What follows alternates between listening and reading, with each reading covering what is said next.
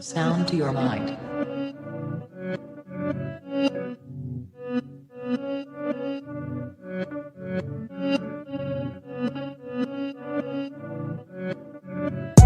Breathe. I stay quiet as I light on my loud light. Breathe. I balance diet, I'm just trying to get my pounds right. Breathe. I stay quiet as I light on my loud light. Breathe. I balance diet, I'm just trying to get my pounds right. Shouts all on my team, I need more than a mattress support in my dreams. Could grab a few Z's like I'm falling asleep, but I don't wanna wake for the morning. Grief, breathe. Tears drop to the form in the sea. A broke heart, but it's worn in my sleeve. Never listened, I was warned in my teens, but I still skip school, I was taught in the streets. Ring back, don't call for police. Stand tall, don't fall for the beast. Got issues with trust, so I'm born to believe. We've been a victim of love and now we're caught in it deep. Breathe.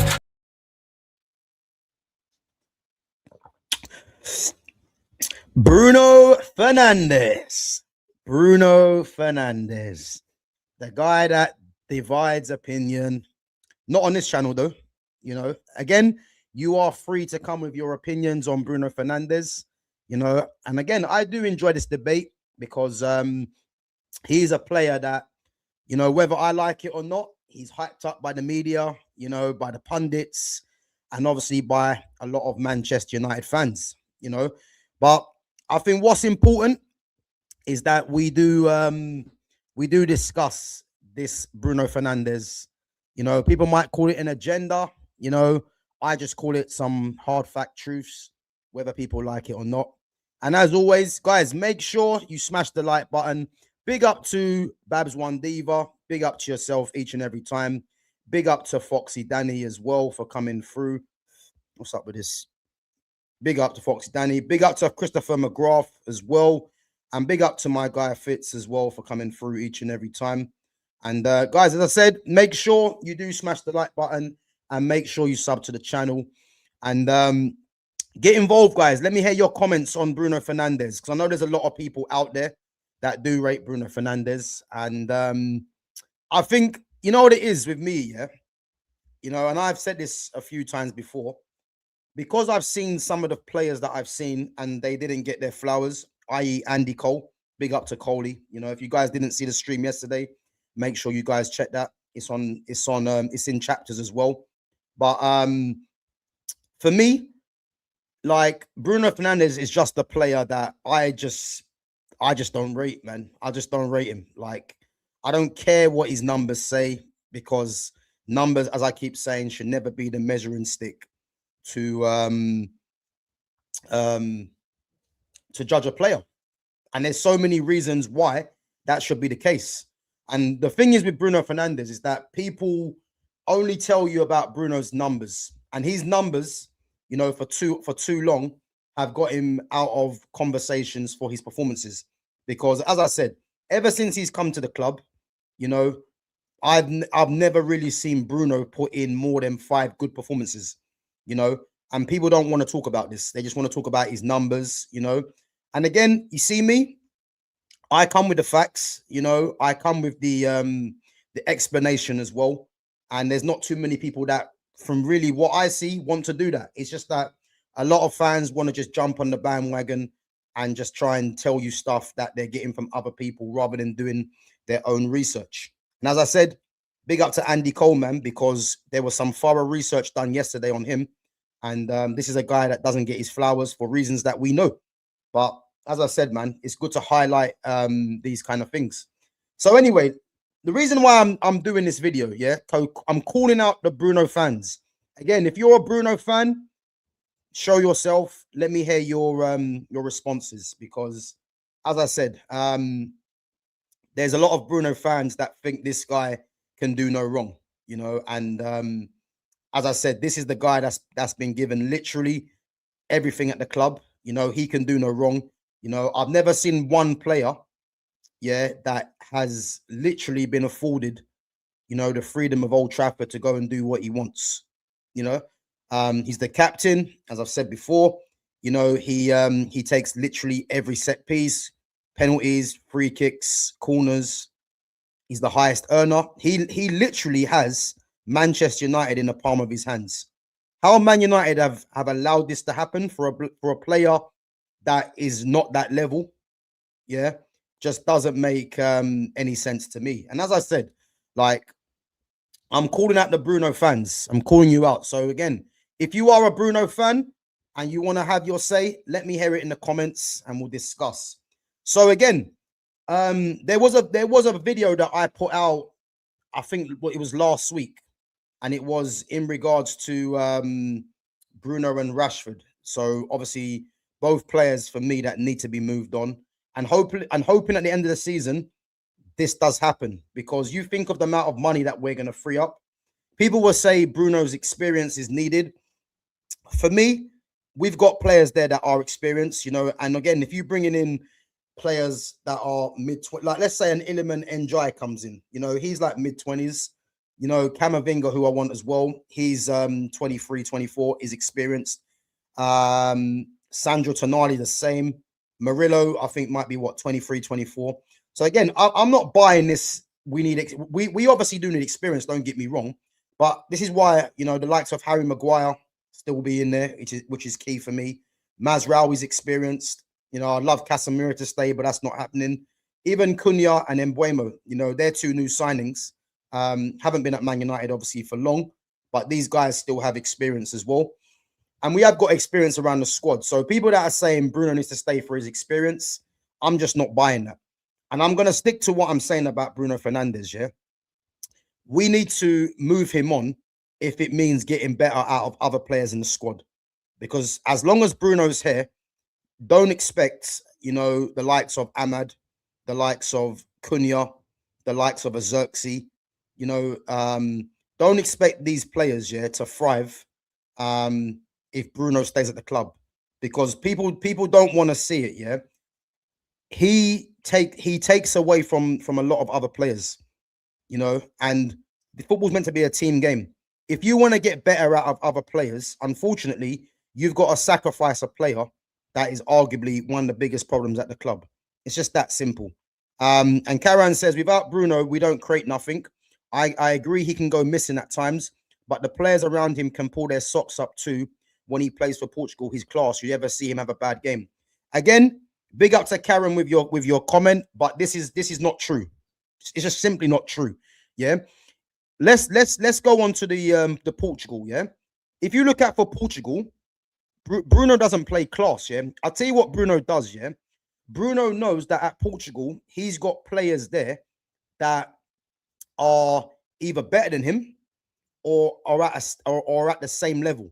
So what Bruno does, rather than him try and play hero ball, he just plays it simple. At Manchester United, he's been given the reins to do what he wants. At Portugal, he's got Ronaldo, obviously, who's the captain and the icon. Yeah. You've got Vitinha, who's their best midfielder. You've also got players like Nuno Mendes at left back. You've got Rafael Leao, João Felix, Bernardo Silva. So he's got players there, yeah, that he can't really be taking the piss out of. That's basically what it comes down to. And at Manchester United, because he's one of the most longest serving players currently in the first team, and he's the captain, he's allowed to do what he wants. So again, Neves is another one. Big up Nick Fadley. So again, if you look at how he plays for Portugal, he plays a very simple game, which is what I would love him to do at Manchester United. Again, at Man United, he plays hero ball a lot of the time, and he's allowed to do that because he's been given the reins. And when people say he's the best player, he's this, he's that, yeah, read between the lines, yeah. Why do you think he's the best player? Because the media tell you? Because certain fans want you to believe it? because I tell you this now, yeah, I've watched more or less every Manchester United game since he's came to the club, and he has been the beneficiary of other players' work. Yeah, and don't worry, we are going to get into that because, again, when I hear that we don't create nothing, yeah, again, if you're saying we don't create nothing, you must be alluding that to Bruno Fernandes then. And creating chances the way that Bruno does, yeah, spamming long balls is not creativity, by the way. Yeah, Bruno loves to play the ball into space. Again, his best assist this season was the weight of pass, which allowed Mbeumo to finish first time against Manchester City. That was Bruno's best assist for me. But a lot of the time, the guy plays hero ball. And he's one of them players, yeah, that because he plays every minute of every game, it's not going to take fans too much, yeah, to say Bruno's had a good game. Because he's one of them players that he can just do one thing in the game and it clouds judgment. Yeah. So again, yeah, the pass to Cunha, big up to Z Gould. Yep, I agree with that. The pass to Cunha was good as well. Again, I give credit where credit's due. But all this we don't create and all this other stuff, and Bruno's good for Portugal is just simply, it's just too simple to say that. You know, we have to look at the reasons why he plays better for Portugal. And just look at the players he's got around him, yeah? And it's nothing to do with players being better or whatever. He just knows that he cannot afford to take the piss really for Portugal the way he does for Manchester United. And I reiterate, yeah, he's with Manchester United a lot more than he's with Portugal. So I'd much rather get Bruno Fernandes. I'd much rather get better out of the team if it meant removing Bruno Fernandes, because people don't want to see this, yeah? I guarantee you this now. Once Bruno goes, you see the direction we're going to go in. It's going to be an upward trend. I promise you. I promise you. Because more players are now going to feel like, well, Bruno's not there. Like we're gonna step into his shoes and show what we've got. Because unfortunately, that's not going to happen, yeah, as long as he's here, you know. And Bruno just isn't that guy. If we have a player that our team revolves around, we have had effective examples of that in the past. Big up to Fitz. Exactly. Like football should never work here, really, unless you've got a player like a Lionel Messi, a Neymar, a Ronaldinho, a Eden Hazard. Like they're the kind of players, a Lamine Yamal, a Pedri. They're the kind of players, yeah, where if you want to revolve your team around a player of that level, then I hear it.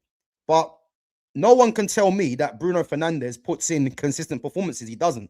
He just gets masked over by numbers. And I never thought I'll be in an era, yeah, where numbers would be the measuring stick to rate a player like this. You know? But again, people don't want to do the homework. They just want to jump on the bandwagon and tell you that Bruno's the best player, just like what Mamba's saying to me. So Bruno's your best player, guys. Just want to get proven right of your negative criticism of him. And again, Mamba, it's not about being proven right. Yeah, you're doing the prime example of what I'm discussing. Yeah, I think you're just saying that, yeah, because the media are telling you that he's the best player. Because when you deem someone as being the best player, yeah, what are we basing this on? Because you cannot be basing it on performances, because Bruno doesn't put in consistent performances. You're just basing it on the fact that the media are telling you that he's got good numbers, even though people don't want to delve into the numbers properly. You know, if you haven't seen my stream about the 16 assists, yeah, go and have a check how many open play assists he has. He has one less than Ryan Cherky. Yeah. So a lot of these assists come from set pieces. And again, a lot of these assists are not really assists, if we're being serious. Again, people don't want to have the conversation because it's just too easy to say that Bruno Fernandes is this, is that. Yeah, it's just that simple. And again, I'm someone that's not going to be swayed by the media, you know, and by lies, you know, because I watch the game properly and I won't be swayed by what the media, what pundits want to try and tell me. It's not going to happen, you know. So again, if you haven't seen my video on what I've discussed, there's a lot of insight into that, you know. So as I said, so I don't think he's the best player. I just think he's good at what he does. I prefer Cunha, to be honest. But again, what you have to realize, yeah, Karen, and again, I'm listening to what you're saying, yeah. But what you have to realize, yeah, when you're saying Bruno is good at what he does, yeah, what he does is to the detriment of the team. People need to understand this, yeah. There's people out there that think Bruno's playing as a 10. Go and look at Bruno Fernandes' average position. He's playing as a support striker. That's what he's doing. He might set up as a number 10, even though he's not a 10, but his average position is as a striker. This is what people don't want to tell you. So he's basically cheating, yeah, to just try and get numbers, because he knows in this era of football, if he gets numbers, it's going to keep him relevant with the fan base. That's all it is. He's got no interest really, you know, in playing his role in terms of helping the midfield. It's about him getting numbers, which is why you see him on every set piece. Yeah. Again, I didn't say that the ball to Cunha wasn't good. I've actually praised it. He's the two assists that I've counted, which were good. If you want to say three, the one to Sesko against I believe it was Burnley. Yeah. Again, they're what I call real assists. Half of the assists that he's got are not technically real assists. Even the assist, yeah, that they gave him for the one against Fulham, yeah, when he rolled Calvin Bassey. Again, that was a good bit of skill, yeah. Even though if you're Calvin Bassey, you're looking at it thinking, yeah, you can't be getting done by a guy that you're stronger than and quicker than. But nonetheless, it was good skill from Bruno. If you actually check, yeah, the goal that was scored, yeah, that's not technically assist for Bruno, because Sesko took the touch and then put it in the top corner. So the fact that Sesko didn't finish it first time, technically that's not really an assist. That was basically Sesko's touch and then Sesko putting it into the top corner. Again, people don't want to look at that. Tony Jones says, then who do you think Man United's best player is if you don't think it's Bruno? Bro, that's not even hard to answer. Our best player is Casemiro. Whether people like it or not, it's Casemiro. Casemiro is our best player. You know, he's our winner.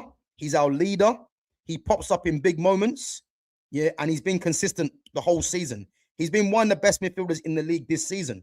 Again, people don't want to discuss it because there's a narrative that's been built up about Casemiro, about he's lost his legs, etc., without actually realizing there was a reason why Casemiro's been made to look the way he does, because of how Ruben Amorim and even Ten Hag before that was making him play. All of a sudden, Carrick comes in, sorts the midfield out, and you're seeing Casemiro for what he is. So again, Bruno ain't our best player. Like, he's not. The media are just telling you he's that because of numbers, you know? Yeah, listen, we can play this game. Where do you want to go with this, Z Gold? We can play this game all day. I've just said to you, man, 3 assists he's got that I will count as assists. Name me the others and we can discuss.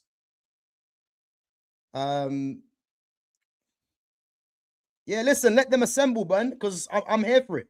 And don't worry, I've got some other people to get onto as well. Big up to CR7 fan with a West Ham with a West Ham logo. Big up, man. That's a mad one. That's a mad one. Yeah, numbers don't lie. Numbers don't lie. And I'm glad you said that, yeah, because we're gonna go through the numbers in a bit. Yeah, we're gonna go through numbers in a bit, and this is why we have to debunk this myth about Bruno's numbers. So don't worry, man. Don't worry about that.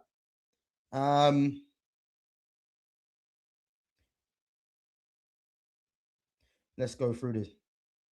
Bruno is definitely Man United's best player. If you think he's the best player, then that's your opinion. For me, he's not. He's not our best player. Never heard of open play assist till now, yeah? Bruno slander won't be tolerated. Again, Emmanuel 20V says, never heard of open play assists till now. Emmanuel, I'd like to know what area you're from, yeah? Because that will tell me a lot. Because I just don't know what you're talking about here, man. You've never heard of open play assists. Go and check all the best players, yeah, that get assists, and just go and check the kind of assists they're getting. Again, I don't know how old you are, man, but that comment makes no sense. What do you mean you've never heard of open play assists? In your eyes, Emmanuel, yeah, it might look like that Bruno's got 16 assists and it looks good, yeah. But just go and have a check of how many of them are actual assists. That's what I'm saying. Yeah. Guys, I'll get back to the comments afterwards, yeah. He's the oracle of football opinion. Yeah. Right, anyway. So listen, obviously my video I done the other day, yeah, and I'm gonna call out these names because these are some of the things that make me laugh, yeah. And this is why I thought I had to do this stream, yeah. So someone called Nehemiah. Nehemiah, I think I've got it right, yeah? Says, give me one game since Carrick has come that he has been at fault for a goal conceded. Right. Off the top of my head, Newcastle. Go and check the goal that Will Osula scored against United for the winner. Yeah. Go and check at that and see who's the one that was instrumental for giving the ball away. Yeah. If you don't want to check it, I'll tell you how it went. Bruno Fernandes tried to play a risky pass, yeah, rather than keep the ball simple. Yeah. He tried to play a risky pass into Cunha when the pass really wasn't on. Yeah. What he should have done is, as I said, keep the ball. And if he wanted to give Cunha the ball, at least play the ball to Cunha on his safe side.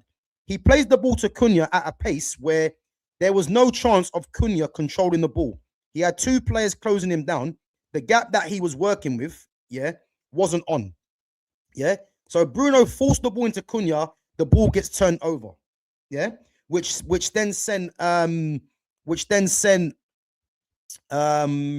Newcastle on the break. And if you actually check it, yeah, Bruno then tries to run back. And if you check it as well, all the criticism was given to Tyrell Malacia. Why was it given to Tyrell Malacia? It's just the same fact where they're looking at a certain player as the scapegoat, like the fan base have done for years. And if you actually check it, yeah, Bruno's the one that forced the ball and turned it over. He's also the one that gave away the penalty, which was a needless penalty, which Anthony Gordon converted. Yeah. So that's two. He done two in one game. So for every set piece or every goal that Bruno Fernandes scores, you better be sure that he's gonna be at fault for at least two or three, whether the other teams score from it. Then if you actually check it, yeah, Malacia got given the criticism. Why is that? We all know why that is. Yeah. Malacia hasn't played. Yeah. It's his first game. And yet people are just piling on Malacia because they do not want to pile on to Bruno Fernandes. Yeah. Then if you actually watch the goal, not only did no one expect Will Osula, yeah, to hit the shot off of his weaker foot, great finish, no chance for Laments. If you actually check it, yeah, Harry Maguire actually goes past Malacia, yeah, and then it turns out that Malacia then had to deal with it because Harry Maguire then retreats into the box. And again, Malacia, if you actually think about it, actually done the right thing. He's showing him onto his weaker foot. And no one could have predicted that Will Osula is going to hit that shot. Osula hits the shot, he scores. But then again, who was the instigator for that counter-attack? Yes, it was your guy, Bruno Fernandes. So again, I had to call this out because it was a comment from someone called Nehemiah saying, give me one game since Carrick has come that he has been at fault for a goal conceded. I gave you two, the penalty and the goal that Newcastle scored the winner. Yeah. So let's move past that one. Bruno has had one bad game in like 5 months. So he's had one bad game in 5 months. One bad game in 5 months. A complete lie. Complete lie. It's a complete lie. So it ain't true. You know, 105 goals and 100 assists for a midfielder. Only Giggs and Rooney have done this. And you are concerned about a 10 losing the ball. If legends like Rooney, KDB, and Keane rate him. Yeah. Now let's dispel this myth. Yeah. For a start, KDB is an active player. Why does KDB rate Bruno Fernandes? Because KDB plays a lot of risky passes like Bruno. So again, he's gonna rate Bruno's thing because, in a sense, they're kind of like a similar player. Kevin De Bruyne in his prime is just a better version of Bruno Fernandes. Yeah, and then you mention Wayne Rooney and Roy Keane. There's a reason why Wayne Rooney and Roy Keane are sitting in the studio, because they're failed managers. Yeah, they're failed managers. Now, why would I listen to Roy Keane tell me about a number 10? Why? What does Roy Keane know about what a number 10 is meant to be like? These are the questions that people don't want to answer. Yeah. Roy Keane was a great player for Manchester United, but his tactical analysis on games is just not there. Roy Keane don't know what's going on. So why would I listen to Roy Keane about technical players or about what a number 10 should be doing? Why would I listen to that? The same with Wayne Rooney. Wayne Rooney, great player for Manchester United. Yeah. But there's a reason why these guys are in the studio. Wayne Rooney is also the same person that said that Neymar isn't a top player. So as immediately when Wayne Rooney says that, his opinion to me is invalid. Because if he doesn't think Neymar's a good player, then what is he? Because Neymar was better than Wayne Rooney. These are the questions that people don't want to answer. So again, when Nehemiah is telling me that the likes of Rooney, Keane, and KDB rate him, I couldn't give a toss if they rate him. What does that mean? What does that mean? I couldn't give a toss if they rate him. You know what I mean? Why would I take Wayne Rooney and Roy Keane, two guys that are in the studio that are probably being scripted what to say? Why would I take them seriously in regards to their opinions on what a number 10 should be? Wayne Rooney wasn't the standard bearer for a number 10. He was a very good number 10, by the way, but he's not the standard bearer. It's nonsense. It's nonsense, man. I'm not here to be listening to pundits that are either scripted or don't know what they're talking about. These guys don't watch the game. All they do is just see, oh, who got the goal, who got the assist, and they just base their opinion off of that. It's very obvious what's going on, you know, because they'll probably see the fact that he's got 16 assists, yeah, and think that he's been good the whole season. I'll tell you this now, he hasn't been good the whole season. I've watched every game. The majority of the games that Bruno plays in, he's been poor. But because he's on the set pieces, it masks over the performances. It's just that simple. You know what I mean? And to say that he's got 105 goals and 100 assists, why is that even a thing? I should think the thing is, if Bruno didn't have 105 goals and 100 assists, there would be a problem. He's been at Man United for 7 years. He plays literally every game, literally takes every set piece. So I should think that he should be on them kind of numbers. What are we going to start saying? What, he's better than Giggs and Rooney now? Is that what we're saying?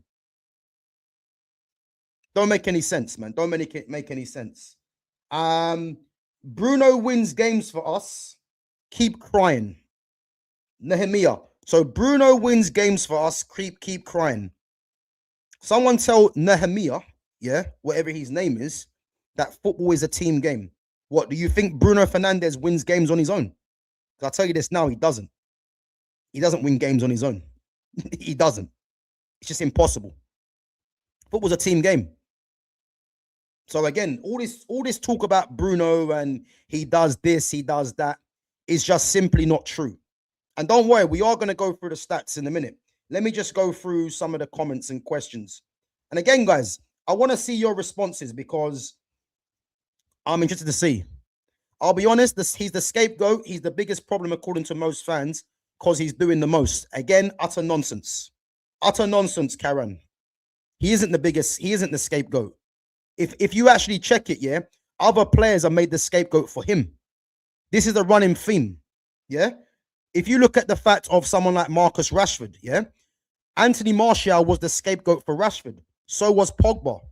So was Jesse Lingard. These guys were the scapegoats. So was Jadon Sancho. You know, and I called this at the time. And then when those guys all got moved on, or they all left, this is why I said about Rashford. Rashford then had a problem because when he was given that big wage, the fan base were waiting for his downfall for reasons that we know, yeah? And as soon as they tried to push through Garnacho, this was the beginning of the end for Rashford because they were trying to put Garnacho ahead of him. And now all of a sudden, because Garnacho has shown what he's really about, fans are now backtracking. But the whole thing was, Rashford was Martial, Pogba, Sancho, Jesse Lingard were the scapegoats for Marcus Rashford. Then Rashford became the scapegoat for Garnacho. Paul Pogba was the scapegoat for Bruno Fernandes. So again, this is just not true. Who's the scapegoat now for players like Bruno? Amad Diallo. There's even fans getting onto Kobe Minu. Joshua Zirks is another one. These guys are the scapegoats for him. And as I keep saying, yeah, if we want to get better out of these players that are the future, because Bruno's not the future, we have to move Bruno Fernandes on. It's just that simple. It's just that simple.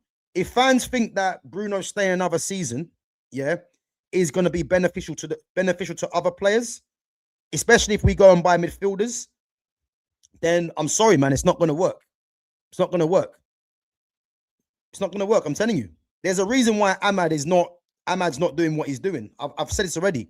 Amad needs to be playing more central, getting more involved in the game. But as long as Amad is playing second fiddle and not allowing himself to shine, because Amad is a good player, he's a top player. But at the moment, he's not really producing that because he spent the majority of his career, you know, going up and down. And then when he gets the ball, he's probably tired. People don't factor these things in. I'm telling you, man, if you want to get better out of Amad, if you want Xerxes to shine, you know, if you want Kobe to shine, it's going to mean Bruno Fernandes going. People don't want to hear it, but I'm telling you now, Bruno needs to be moved on. And I ain't going to change my mind on that either. Yeah. Let's go through it.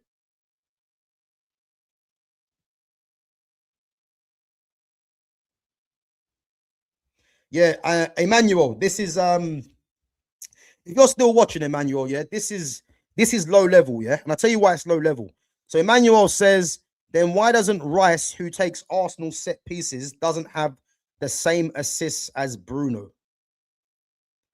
How do I attack this one? Yeah, because this is just nonsense, by the way. So you're saying Rice, who takes the set pieces, doesn't have the same assists as Bruno. How do I attack this? Why are we even talking about Declan Rice in comparison with Bruno's goals? Like, Declan Rice has never been noted for goals. It's never been noted for goals. So you're saying because Bruno gets assists from set pieces, Declan Rice should be getting the same. I don't really know how to attack this. It doesn't make sense to me. It doesn't make sense. We're talking about two average players here anyway, Rice and Bruno. Like, what are we doing here? Like, that's just that's an odd one. That makes sense to me. I just want Bruno to make up his mind so we can focus on bringing in new players. But you know what? Yeah, the very fact here that there's fans out there that are happy with Bruno to take his time and decide. That just shows you what's really going on. Doesn't that show you much that this is Bruno Fernandes's club rather than it being Manchester United? How can a player like that has arguably won nothing since he's come to the club dictate on what he's going to do? He's got 1 year left on his contract, 2027, yeah? And he's got a release clause that is active in the summer. Why should we be waiting for him to be making up his mind? He is not Lionel Messi. He is not Neymar. He is not Pedri. He's not Yamal. He's not Benzema. He's not Hazard. He's not Ronaldinho, Zidane, Pele, Maradona, Bergkamp. He's not that type of player. He's just Bruno Fernandes that gets numbers to the detriment of the team. So what do you mean we have to wait for him to make up his mind? Crazy, man. Crazy. And that just shows you how low the level is at Man United, that you've got a player like that, really, that's holding the club to ransom. I wouldn't even be that annoyed if it was Messi. Even though I don't think there's no player that should be doing that, yeah. But if Messi's making up his mind, you'll be like, yeah, it's Messi. This is Bruno Fernandes. Like, what do you mean that he's making up his mind? He's going to be 32 next season. He's on 300 grand a week. Since he's been at the club, we won no trophy of note. Why the hell are we keeping Bruno Fernandes? Move him on. Let other players thrive. He assisted Sesko to be Arsenal too. Well, that's not true because Sesko didn't score against Arsenal. Sesko didn't score against Arsenal. The scores against Arsenal was Embuemo, Dorgu, and Cunha. So that's not true. That's just been made up. That's just been made up. When did he assist Sesko? There was 3 goals in the game. And again, they had the cheek to give Bruno the assist for Dorgu. Go and watch the assists. Go and watch how the ball was bobbling before Dorgu struck it. And again, these are not real assists. This is the point. This is the point.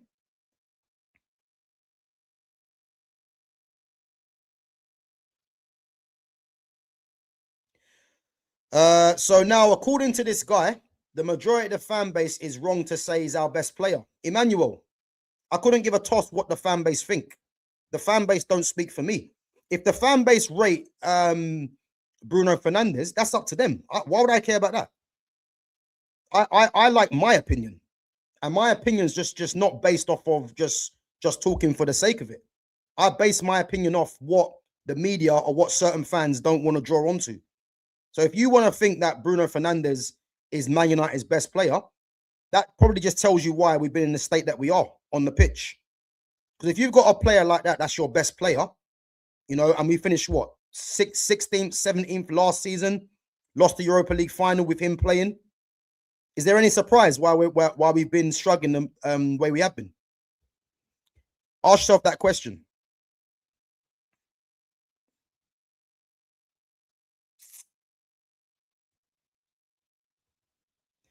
Bruno is such a scrub. He's in the category of charisma. He's in the category of charisma, Payet, James Rodriguez, good players who are good at one thing, but are incompetent in a system that will win anything. Again, I disagree, yeah, because you cannot put Bruno Fernandes in the conversation with charisma, Payet, and James Rodriguez. For a start, all 3 of them players are more naturally talented than Bruno Fernandes. Bruno just gets better numbers than them. That's all it is. He gets better numbers. But you have to ask yourself the question, why is it that he's getting better numbers? Is it because he's just that good? Or is it because that the majority of what he does is based around set pieces? Yeah? So we have to ask. You know, Charisma, Payet, and James Rodriguez, he's not in a category of them kind of players. And that just shows you how low the level is, because to say that Bruno's in the category of them players, or people might say Bruno is better than them players, just shows you how low football is now. Because he's not the level of a Charisma, Payet, or James Rodriguez. Nowhere near it. Nowhere near it.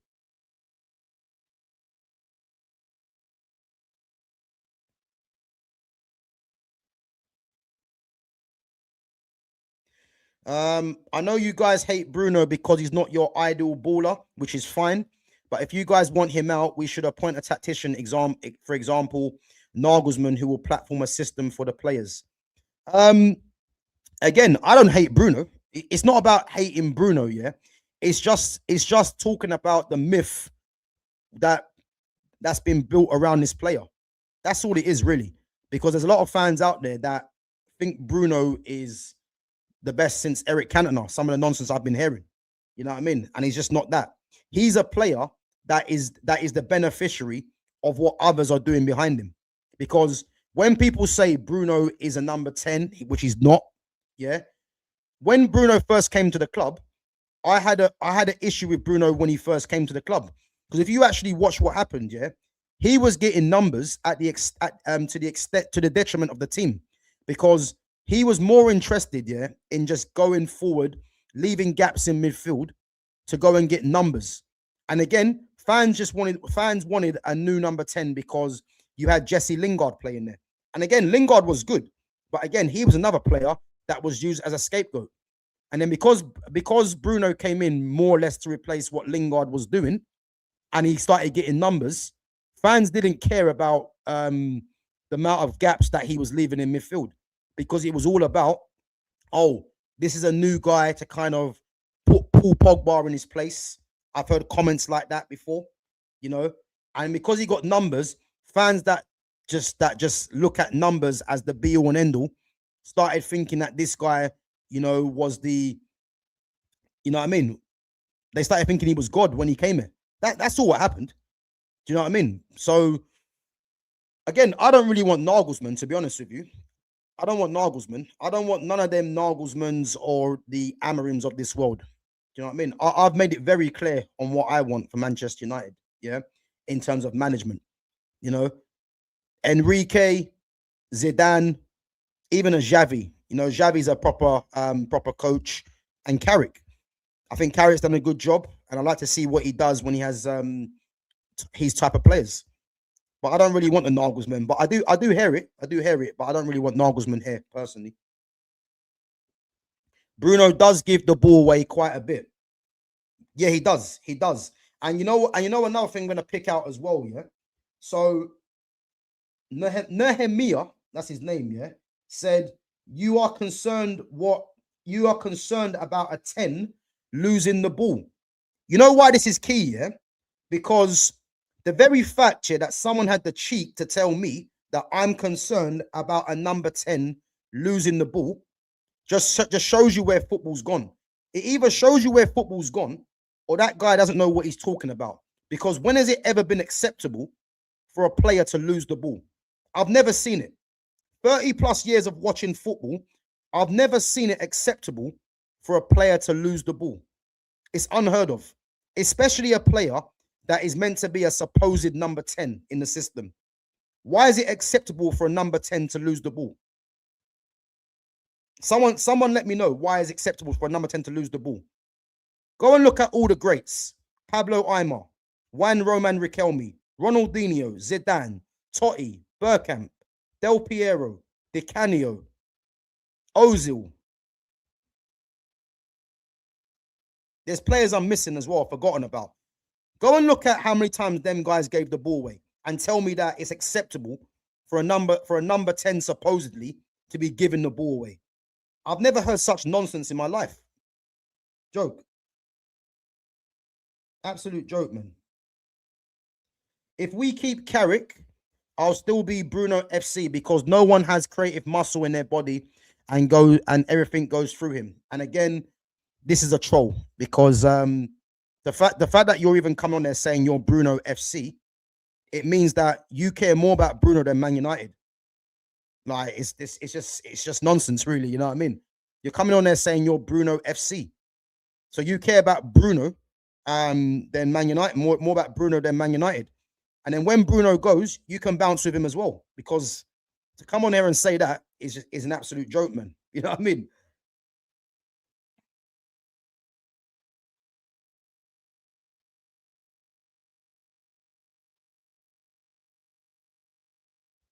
Why would they pile on Bruno? The point of Bruno is to keep going and creating. It's fine to dislike Bruno, but blaming that Asula goal on Bruno is just dumb. Now, listen, I'll tell you what's dumb, yeah? It's dumb the way that you're choosing to view this. That's what's dumb. Because the fact that you're saying Bruno is to keep going and creating, like, for a start, that makes no sense, yeah? And you're disregarding the fact that he's the one that instigated himself, that instigated the team and giving the ball away. Rather than focus on Bruno going and creating, how about he keeps the ball? Why don't you look at him keeping the ball? Because if Bruno kept the ball, that goal doesn't happen. That's the fact. Because Man United had committed their players forward, playing against 10 men. He gives the ball away like he always does. And then Newcastle go on the counter and score. And let's not forget, yeah, the goal that was scored by Osula, you know, is a strike that he's probably not going to hit again. But have a look at who gave the ball away. You can deny it all you want and ignore it, yeah? But the facts are, he's the one that instigated giving the ball away. So to say he's going to keep going and creating, yeah, it doesn't make sense, man. Doesn't make sense. As I said, go and show me a number 10, yeah, that consistently gives the ball away. I've never heard such nonsense in my life. You think a number 10's on the pitch, you just turn the ball over. There's a reason why they're the number 10. They knit the midfield and the attack together. But the new age of midfielders that we're seeing right now are not great on the ball. You know, Bruno needs space. That's what he needs, space, yeah, to make himself know his surroundings in a sense. He can't play in tight spaces because he hasn't got the feet for that. Madness.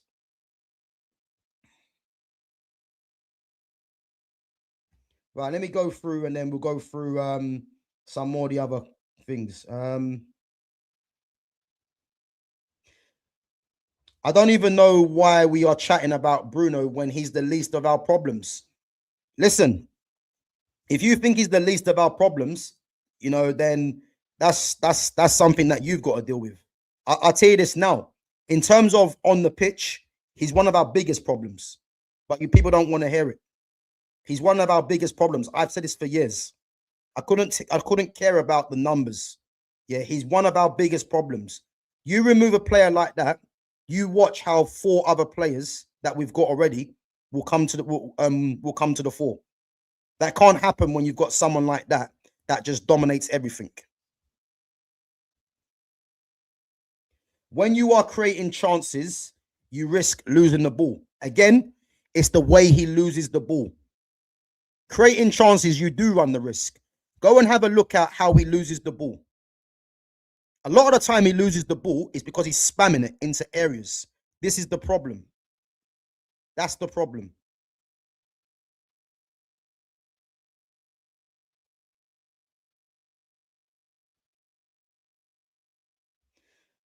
What's Bruno done in the Champions League? Nothing. What's the highest finish in the Ballon d'Or? Nowhere. But again, big up to for N7G. But it's for me, it's not even about what Bruno and the Ballon d'Or. Players like that shouldn't win the Ballon d'Or. But a lot of fans would have you believe, yeah, that Bruno Fernandes, is the best thing since sliced bread, man, coming to Manchester United. And you have to ask yourself the question, why is that? What is it that fans think Bruno is doing where he gets a pass? You know what I mean? I realized Bruno isn't the player I thought he was after we finished 15th. Big up to Titanium. Listen, if it took you a bit of time to realize Bruno wasn't that player, I told you he was. I could tell he wasn't that player from when he first arrived, because fans got excited because he was getting numbers. But if you're actually watching the game, you'd realize that he was leaving the midfield empty to get numbers, because people only look at numbers as a way of dispelling the myth that you're having a good performance. That's what was happening. But just go and have a look at what he was doing when he first came. He might look good because he's getting numbers and the team are looking a lot better in their eyes, but there was always problems ahead. Always problems ahead with him.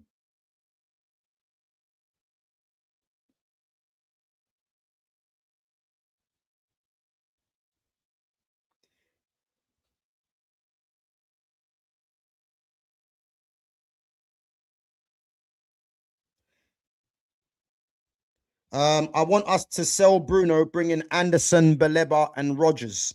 Yeah, Morgan Rogers is not going to happen. Yeah. Anderson for me is going to go Man City. As I said to you already, we need to be bringing in Camavinga, Baleba, Tonali. They're the 3 that I'd want personally. I've kept consistent on that. But obviously I'm hearing some news today that Tonali might not happen. I don't know, but as I said, Baleba, Camavinga, Tonali for me, they're the 3 that we need to be aiming for. I've heard like João Gomez. João Gomez is a good player as well, but I just don't know why we're not looking at the Camavinga one. But we'll have to wait and see what happens in it. But Anderson's a good player, but I prefer Tonali over Anderson personally. So Anderson is the leading player for losing the ball in the Prem, yet Bruno is a problem. What do you think Anderson will do? Again, I don't know if that's even true. Yeah. And again, I'm telling you this now, Karen. Yeah. I know that's not true. I know he's not the leading player for losing the ball. You just made that up. I know it's not true. I just know it's not true. Yeah. You listen, you can pull the wool over other people's eyes, man, but not me. I know that's not true. And again, if Anderson was the leading player for losing the ball, that's poor. But I know I know that quote is fake, by the way, anyway. So let's just move on. Let's just move on. So where are these questions from? So Yeah, no, it's just comments back onto the video that I've done before. Bruno is probably our best player, but you need to build a full team, not just rely on one player. Again, nonsense. Nonsense. Why is it, yeah, that it's Bruno's the best player and we've got to build a team? Why is it always that? Why is it always that? How about we just remove Bruno and build a proper team? How about that? Yeah. And again, this best player, how are you deeming he's the best player? That's what I'd like to know. Because you can only draw on GA. And as I keep saying, some of the best players to ever play the game don't have great GA. So if you're saying he's the best player, please let me know what that is based off.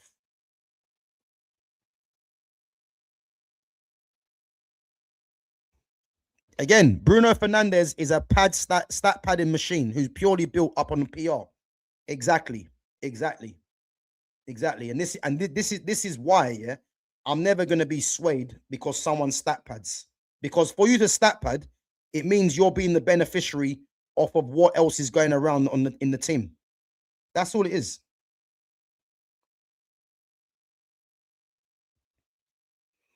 Exactly. He takes everything. That's my point.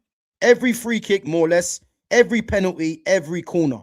Are we surprised why he has good numbers? It shouldn't be a surprise.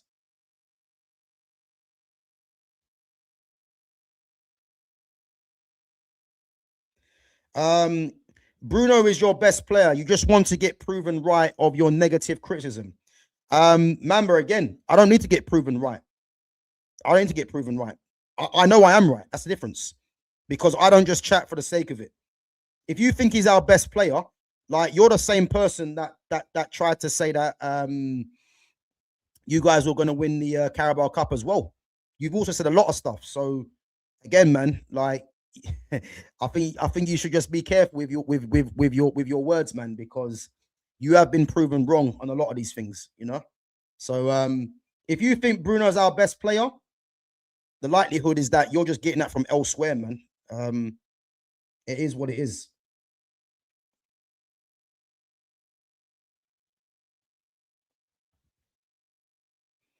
Xerxes or Ahmad would be thriving in that Bruno role.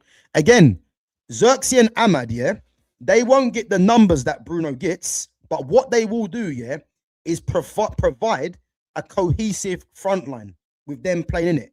And why is that? Because these guys will be more interested in linking up with the striker, yeah, or just linking the midfield attack together. If you watch Bruno's game, yeah, Bruno's game is all about what he can do to make himself look better. That's what he does. So again, if we want Xerxes and Ahmad to thrive, the likes of Bruno have to be moved on. If you're a fan that doesn't rate Xerxes and Ahmad, then again, that's down to you, innit? But I'd much rather have footballers, you know, in the team thriving than having a guy that wants to dominate everything and literally he's not part of the long term. But fans have just bought into him. Who would you get as a Bruno replacement? Again, you don't have to get a replacement for Bruno. You don't have to get a replacement for Bruno. What does Bruno do? Yeah. What does Bruno do that puts him ahead of others? In terms of GA, which really ain't even that great, that's the only thing people can point to. We need to strengthen that midfield, and then we use the players that we've got already, i.e. Ahmad, Xerxes, Cunha, Kobe Mainu, that can play as a number 10. That's what people don't want to listen to.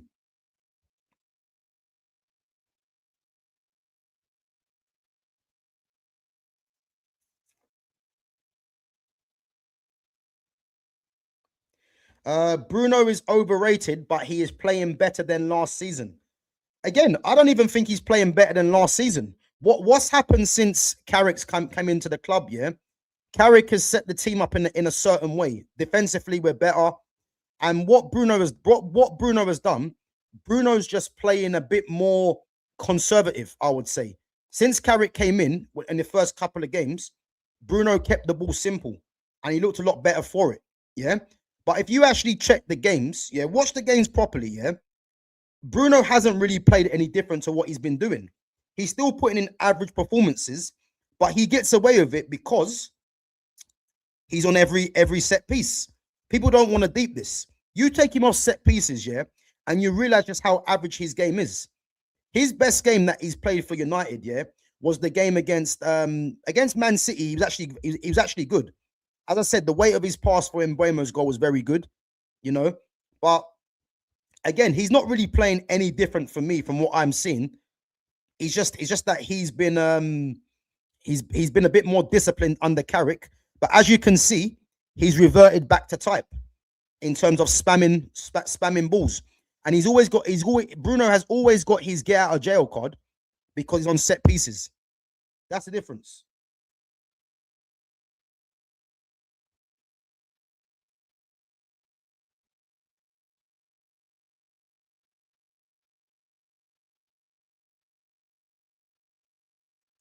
Right, this is probably one of the worst comments I've seen, yeah? Better numbers equals better players. Talent is all potential. Football is a results business, so talent doesn't mean anything if you can't get results. Again, no one mentioned talent, by the way, yeah? So I don't know. I think this is just talk for talking's sake. No one mentioned talent, yeah? And if you're saying better numbers equal better players, yeah? Okay, I'm glad you said that, yeah? Go and have a look at Zidane's numbers. Go and have a look at Iniesta's numbers. Go and have a look at Ronaldinho's numbers. And then come back and talk to me. Because Bruno has better numbers than all of them. Are you now saying that Bruno's a better player than them three? Exactly. It's nonsense. It's just talking for talking's sake. How can better numbers equal better players? Makes no sense. Erling Haaland's going to finish with with better numbers than R9. Are we going to start saying Erling Haaland's better than R9? What are you talking about? San Devil, one of the worst comments I've seen. One of the worst comments I've seen.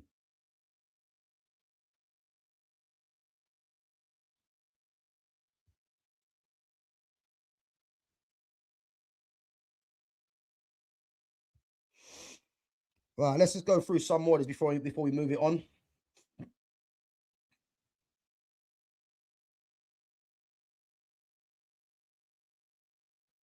Big up to Clock Enders. Big up, man. Lots more rumors around Skelly again today. Seriously hope that one doesn't happen. Hey, listen, if we want Skelly, man, we'll take him. It's just that simple, Clock Enders. You know, we took your home record by beating you guys 3-2. You know, Manchester just dominating London at the moment, man. It has to be said. We took your home record, beat you guys 3-2. You know, City beat you guys in the Carabao. You know, and we might just go and take Lewis Skelly along with what we did with Van Persie, Aiden Heaven, Chido Obi. It's that simple, man. Big up, though.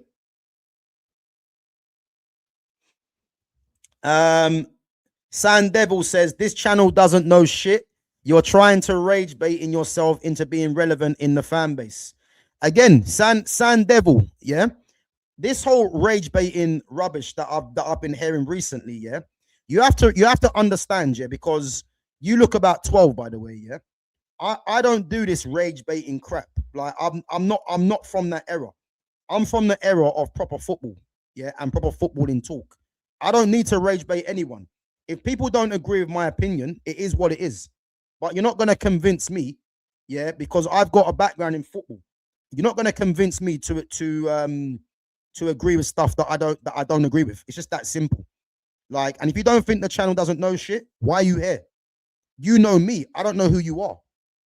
That's the difference. You know what I mean? So at the end of the day, think what you want to think. If you think Bruno and if you think numbers equals better players, it kind of tells me that you haven't really seen football and you must be about 15. And that's the only way that I can judge that. Because to say better numbers equals better players, you haven't seen football properly. Because some of the best players in the world or to ever play the game didn't have serious numbers like what's happening right now. It's just that simple, man. So again, if you don't want to be here, you can bounce, man. It's that simple.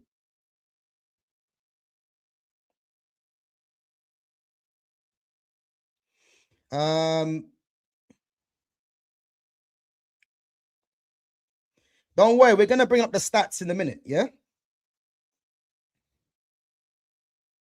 And you know what? This is probably one of the most sensible comments I've seen. Yeah, big up to Owen Nino. Yeah, Bruno is just a good player, nothing more than that. And that is literally what it is. If people were saying, you know what, he's just a good player, then I would think, do you know what? Fair. That's fair, yeah. But the way this player gets talked about and when they're trying to compare him to other players is what the issue is. You know what I mean? It's ridiculous, man. It's ridiculous. Guys, before I get back onto your comments, yeah, I'm just gonna read through a few more of the other responses to my video, and then I'll go into the numbers, yeah. So Michael Dos Santos says Bruno has every right to feel like United did him dirty. End of last season, and he still stayed. So Man United now are doing Bruno dirty. What? By giving him 300 grand a week, by giving him the armband, by letting him have the reins of Old Trafford. That's doing him dirty, yeah? Like, some people just don't want to admit fault, man. At the end of the day, since Bruno's become captain of the club, we have recorded our lowest ever finish of 17th. It's the facts. Whether people like it or not, you know what I mean? Bear me 1 minute, guys.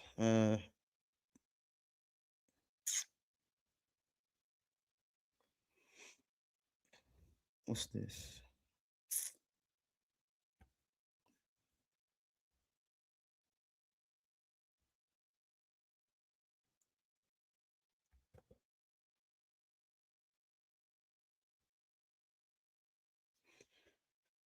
Right. Hawk Twanzebe. Hawk Twanzebe. I hope you're related to Axel, by the way, yeah? Says shambolic fan base trying to sell our best player. Yeah. Our best player, yeah? Okay. Our best player. Anyway, before I go back onto your comments, guys, make sure you're smashing the like button. Make sure you're subbing to the channel. And make sure you're sharing the channel as well. Let me go through the rest of the comments and I'm going to put up the numbers.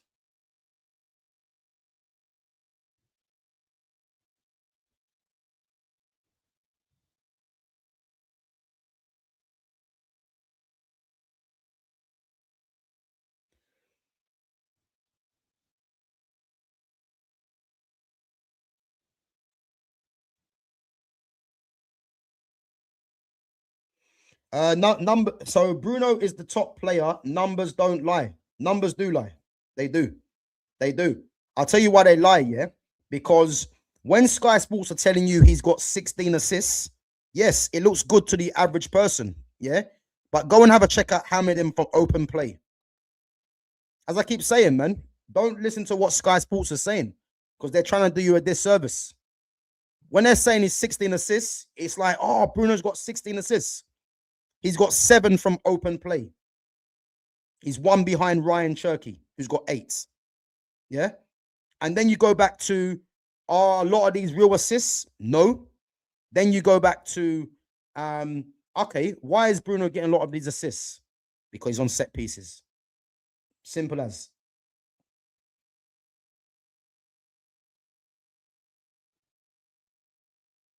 So yeah, sell Bruno in the summer, man. 100%. Sell him.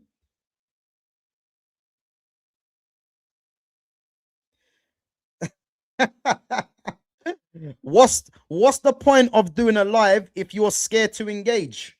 There ain't no scared to engage, man. If you want to jump on and have a conversation, then by all means, there's no scared to be engaged.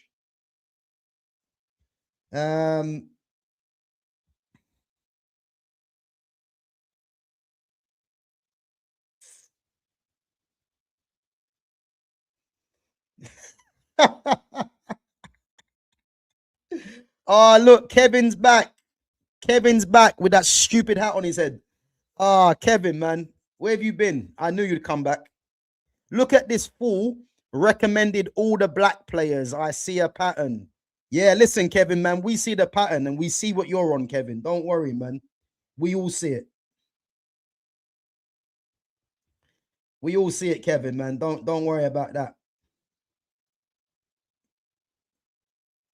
We all see that. We all see the tricks, man. Bruno is the best player in the league. Listen, if Bruno's the best player in the league's shit. Are we surprised why the league's shit? Oh, come on, man. Kevin, do better, man. Do better.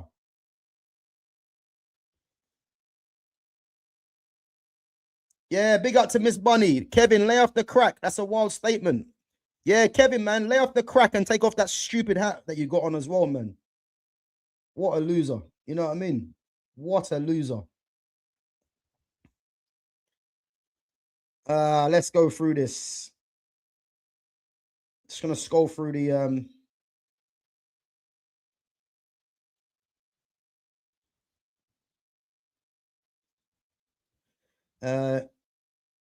you think Bruno had a better team than any of those players? Oh, man.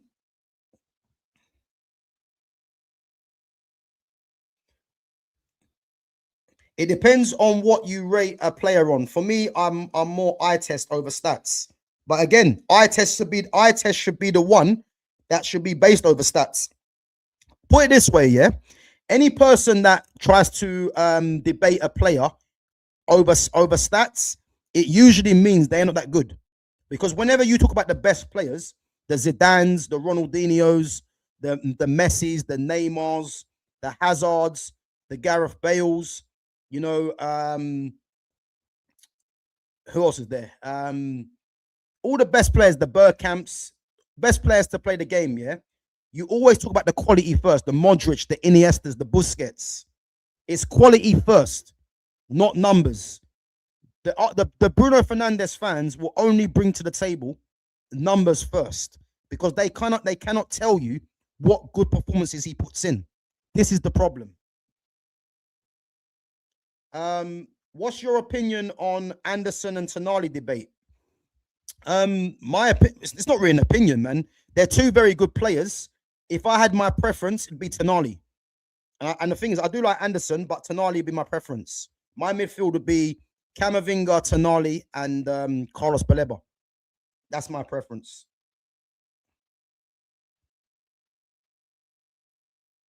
Bruno is the best player at United. Simple. You might not like it, but numbers don't lie. Take his numbers of assists away and see where your team would be. It's a case of when he's gone, you miss.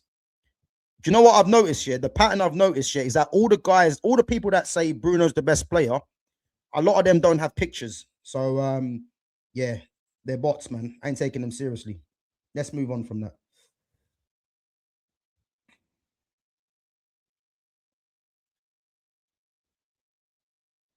I'll throw a spanner in the works and say individual player numbers aren't always a true representation of team results. Big up to GV. Big up to GV. There you go. But listen, they don't want to hear it, man. It's just that. They don't want to hear it. They don't want to hear it.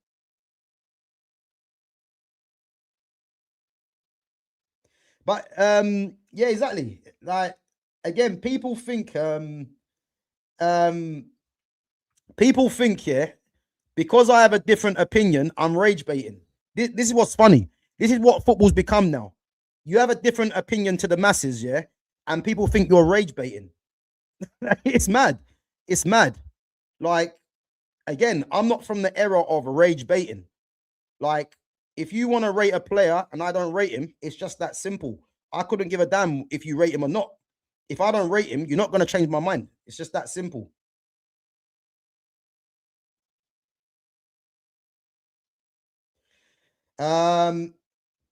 So who's going to win the league, Gav? Admit you were wrong, big man. Man City will win the league, Kevin. Man City will win the league, yeah? They'll win the league. And listen, let's see if your guy Bruno Fernandes stays or not. If he leaves, you should fuck off with him as well, by the way. You know, if he stays, then listen, if he stays, then I think in the long run it's going to be a waste of time. So it is what it is, man. But yeah, I'm saying Man City still. I'm saying Man City still. But you seem like you want to be proven right with Arsenal, which is odd because you're supposed to be a Man United fan. Or no, sorry, I'll take that back. You're a Bruno fan. So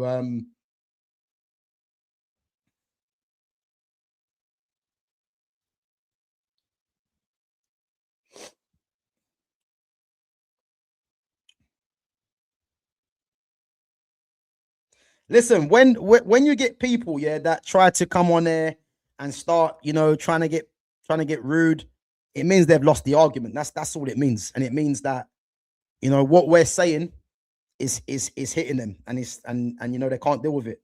That's all it does, really. After Bruno, would you replace him with a 10 or go 3 in the middle? These are the kind of questions that I like. Big up to Yossi Mite Sam 6218. Yeah. So again, we don't actually need to go and buy a 10. We don't. We've got 4 players in Ahmad, Xerxes, Cunha, and Kobe Manu that can all play that position. And again, if we don't want to play a 10, we go and buy 3 midfielders and play a 4-3-3. This is what I'm trying to tell you, yeah? This Bruno Fernandes is not really needed. It's not. Because I'd much rather us go and revamp that midfield, yeah, and use the players that we've got already, and sort them and just sort the team out. And if you get rid of a Bruno Fernandes and remove his wage, we're going to have more money to spend, yeah, and we'll be better off for it as well. I'm telling you. So anyone that thinks Bruno needs to stay, so that means you'd prefer Bruno to stay if it means, the other players not shining, because you're more interested in Bruno Fernandes than you are players. But guys, anyway, I'm going to put up the numbers. Yeah. So let's go through Bruno Fernandes. Yeah. Let's go through Bruno Fernandes and the numbers, because I know people like to get carried away with his numbers, but let's go through them. So obviously Bruno arrived in the 2019-2020 season. So that was basically the season after United won the Europa League. Yeah. So we've got goals, assists, penalties, free kicks, set piece assist. Yeah. So his first season. So for all these numbers that Bruno is good at, yeah, it just kind of shows you really that the numbers are not really mind-boggling, really, when you think about it, yeah? So let's go through it. So 2019 and the 2020 season, Bruno gets 8 goals, 7 assists, with 4 of them being penalties and 1 free kick. So again, he's been the penalty taker. You take off his penalties, yeah? He's got 4 goals in 2019-2020 season. He's got 4 goals from open play if we're minusing off the penalties. And the reason I'm mentioning this, yeah, is because if we just look at the amount of penalties and free kicks or set pieces, they play a big factor into his numbers. And again, people are going to start saying, but he still has to score them, or he still has to deliver, or whatever it is. The point I'm making to you, yeah, when you've got a player that takes literally every set piece, we shouldn't be surprised why his numbers look good. That is a difference, yeah? So 2019-2020 season, 8 goals, 7 assists, 4 from penalties, 1 from a direct free kick, yeah? So take the penalties off, he's got 4 goals from open play. 2021 season, yeah? People would say this was his standout season. Yeah? 18 goals, 12 assists, 9 penalties. So there's 9 penalties in there in the Premier League, yeah? You take off his 9 penalties, yeah? He's got 9 league goals.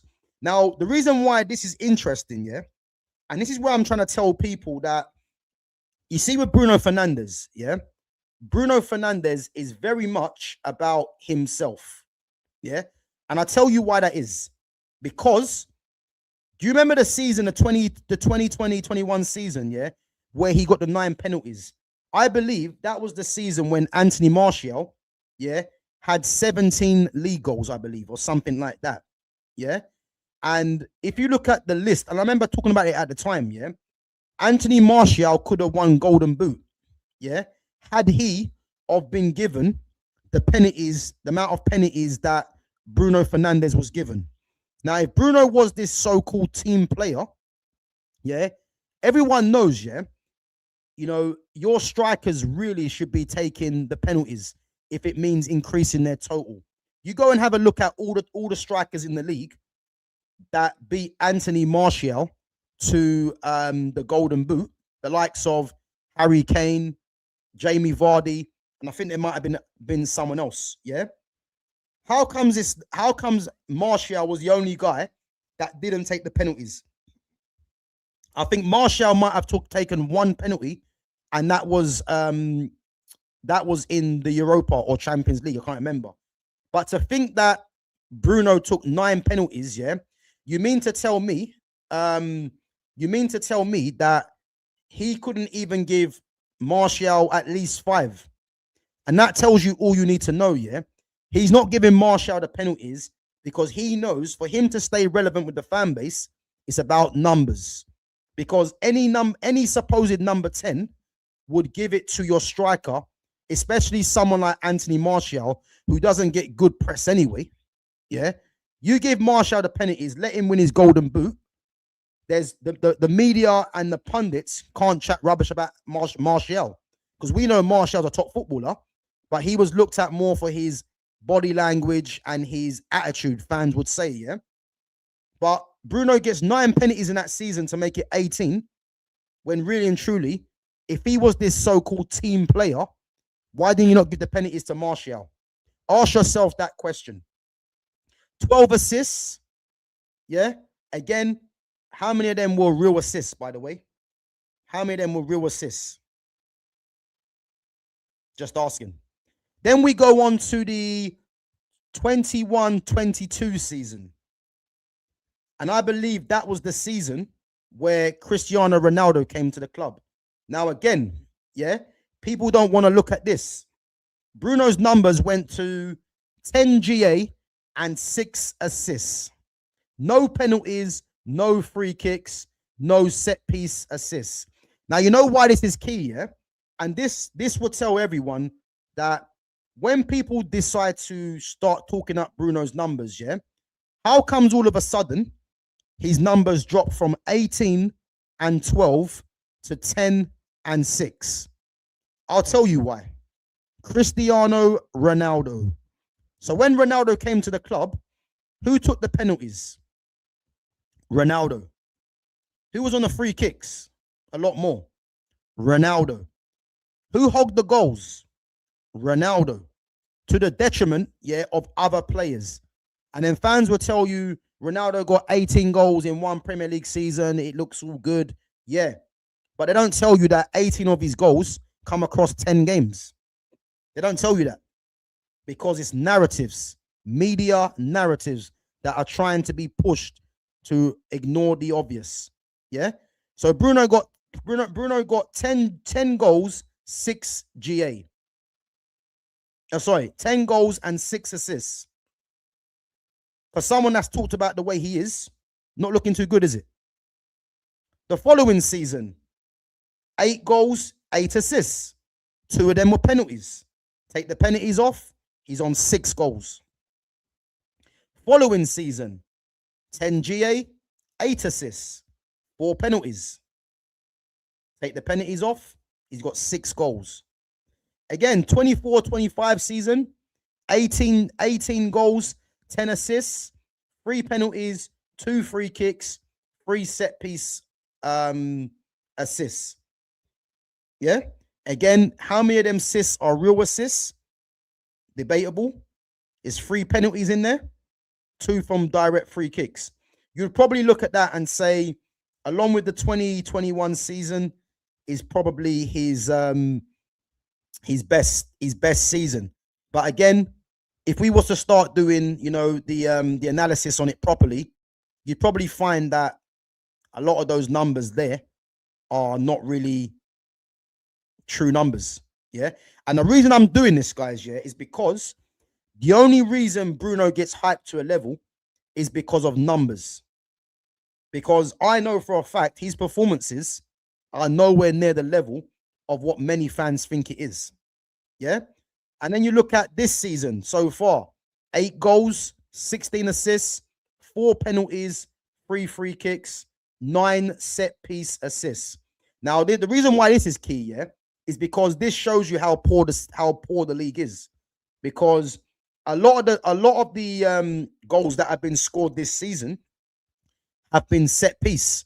A lot of teams are adopting this set piece module, yeah, like Arsenal are doing. And he's got 9 of them, Bruno. Yeah. He's got 3 free kicks, 4 penalties. Again, take the penalties off. He's got 4 league goals. Yeah. We've already mentioned that the 16 assists that he has, 7 of them are from open play, which places him 1 below Ryan Cherky. Yeah. Not to mention, I can probably count 4 that are actual assists. The Benjamin Sesko one at Burnley, the Brian Mbeumo one against Man City, the Matthias Cunha one against Aston Villa, and there might be another one. So I'm actually counting real assists. From what I remember, he's got 3 or 4 real assists.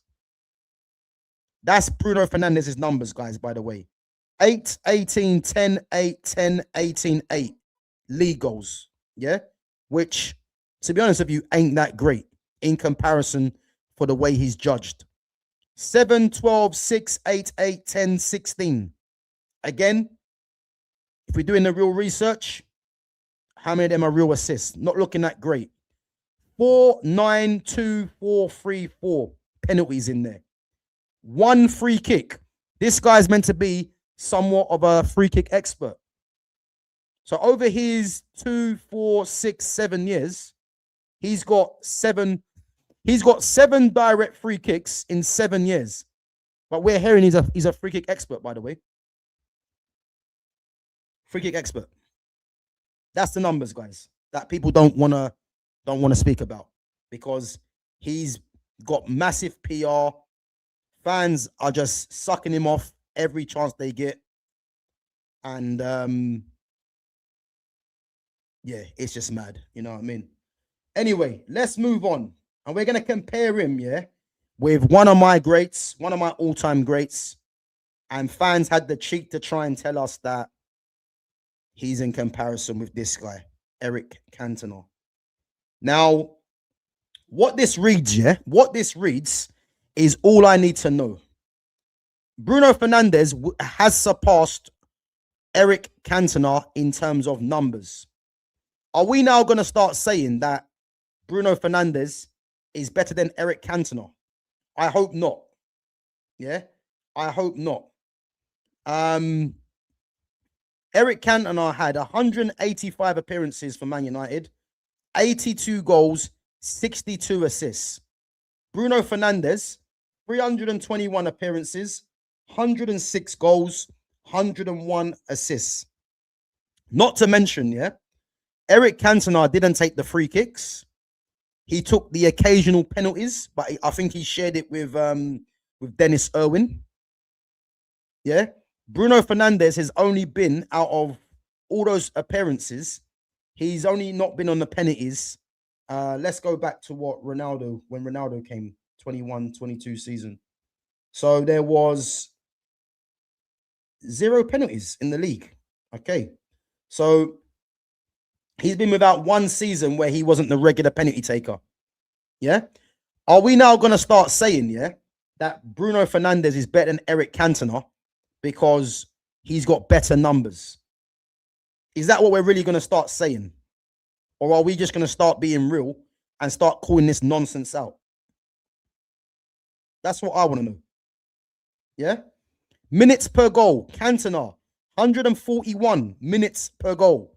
Bruno Fernandes, 148 minutes per goal.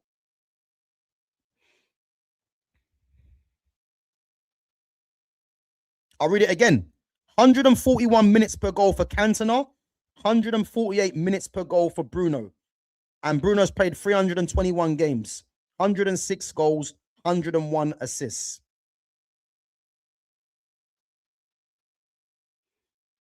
Yeah? 4 Premier League titles for Eric Cantona, 2 FA Cups.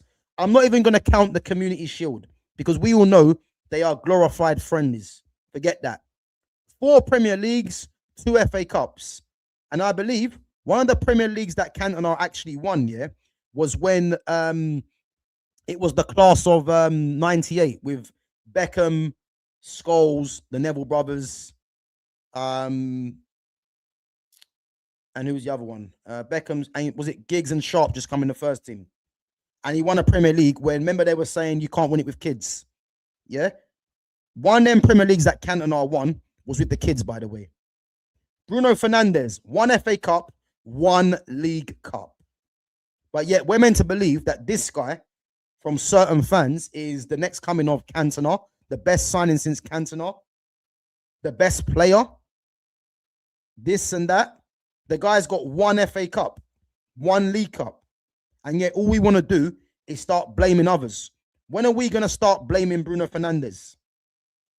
Because that Europa League final, where was he? Where was he? Where was he? You know? This is what people don't want to talk about. They want to follow the narrative, rather than do proper homework and look at it all together. And then you get fans or deluded fans coming on here saying, he's our best player, he's this, he's that. You're doing it for rage bait. You're doing it for clicks. I don't do anything for clicks. I just tell you the truth that the media, pundits, and a lot of fans want to hide behind. That is the truth. And whether you like me or not, I couldn't give a damn. But when I talk, I don't just say things for the sake of it. That's the truth, guys. So look, you've seen it in front of your eyes already. Yeah, I'll put it back on again. Look at Bruno's numbers. They ain't that great in comparison to the hype he gets. Not to mention, are we actually doing a deep dive into these actual assists? We're not. Compare it with Cantona. 2 trophies to show. FA Cup, League Cup. Cantona, 4 Premier Leagues, 2 FA Cups. 141 minutes per goal. 148 minutes per goal. It's all there, guys. So, yeah. I had to do that one, guys, because we had to dispel this myth that people want to try and run with, and as I said, you can deny it all you want. You can deny it all you want, but the facts are there, The king of Manchester, of course, that's the real king. Eric Cantona was the main reason why I started supporting Manchester United. The main reason. The aura, the class, some of the goals he scored. But yet we're meant to be satisfied because Bruno Fernandes has fooled the fan base. It's what you're up against, unfortunately. It's what you're up against, and I'm just glad, I'm just glad that there is still some sane people out there that don't get fooled by all this rubbish, you know what I mean? Beck, Scholes, Butt, Neville brothers off the back of selling Hughes, Kanchelskis, Parker, and Ince. And it wasn't a Prem. It was a Prem and an FA Cup double. Big up to Fitz. There you go. There you go. So when people are saying that Bruno hasn't had the team around him, they're just lying to you to try and stoke up Bruno.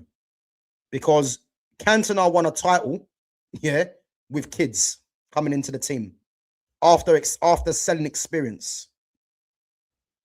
So, listen, the Bruno traders went quite fast. Of course they did.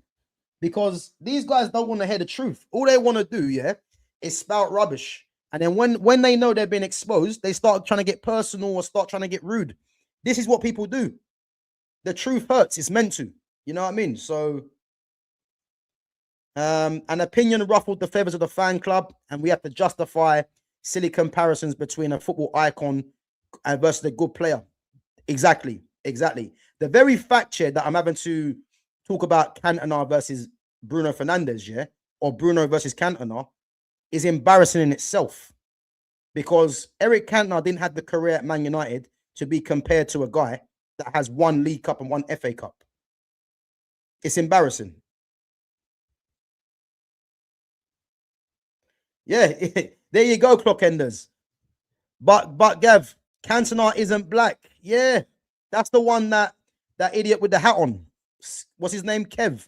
That's the one he tried to run with. Gav only likes black players. This is what he's trying to run with. You know what I mean? These people are dumb. Doesn't actually realize that one of my favorite players ain't even black. you see what I mean? This is what you're up against. You're up against absolute idiots. Like, absolute idiots. Yeah, listen, football's not for everyone, man. And it's definitely not for that fan, for these Bruno fans, you know? Yeah, it's mad. It's mad. It's absolutely mad. Guys, make sure we are smashing the likes. Make sure we're subbing to the channel as well. Who will qualify out of Jamaica and Congo? Boy, listen, if Greenwood's there, then yeah, Jamaica are through. Hey, listen, if Greenwood's there, just put Jamaica's name on it right now, man, because he's due to do a mazza. I swear to God. So just put his name there. I'm not even a United fan, but people even putting Eric and Bruno in the same sentence is a madness. But listen, them people there are just not. They're not well, man. That's the only thing I can draw to, because anyone that actually watched Eric Cantona's game wouldn't even make that stupid mistake. And as I keep saying to you, yeah, the reason why they're being put in the same conversation is because it's narratives, because he gets numbers. That's why. It's because he gets numbers. These fans don't really care about Manchester United. They don't. They just care about, you know, pitting the Bruno argument against others. That's all it is. Like, football's become now, it's about supporting players rather than the club. These people don't care about Man United. They claim to, they don't care. Because as soon as it's about Bruno Fernandes, these guys have got every excuse under the sun. That's all it is.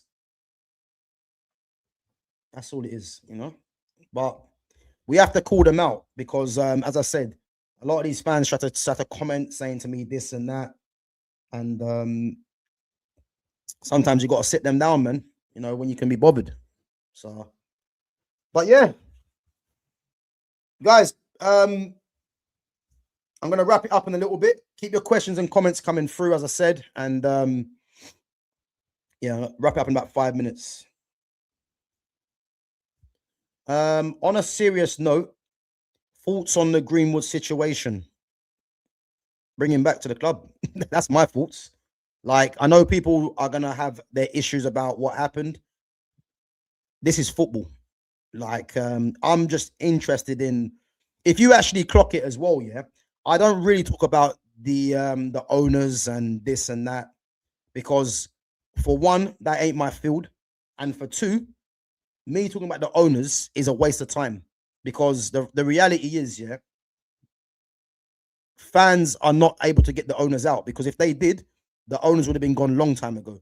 So it just wasted breath. The only thing that I'm focused on is what we do on the pitch. That's why I purely talk about on the pitch. And Mason Greenwood is going to improve us on the pitch. So anything else other than Mason Greenwood dropping his shoulder, putting it into the top corner, that's all I care about. Because we cannot be turning our nose up at top players when I see Bruno Fernandes, Mason Mount on serious money, running around, you know, making a mock of this club. It's that simple. The Zerbi's going Spurs as well. Yeah, it's been agreed. Madness. I'll take him back. His missus did. She even dropped a kid.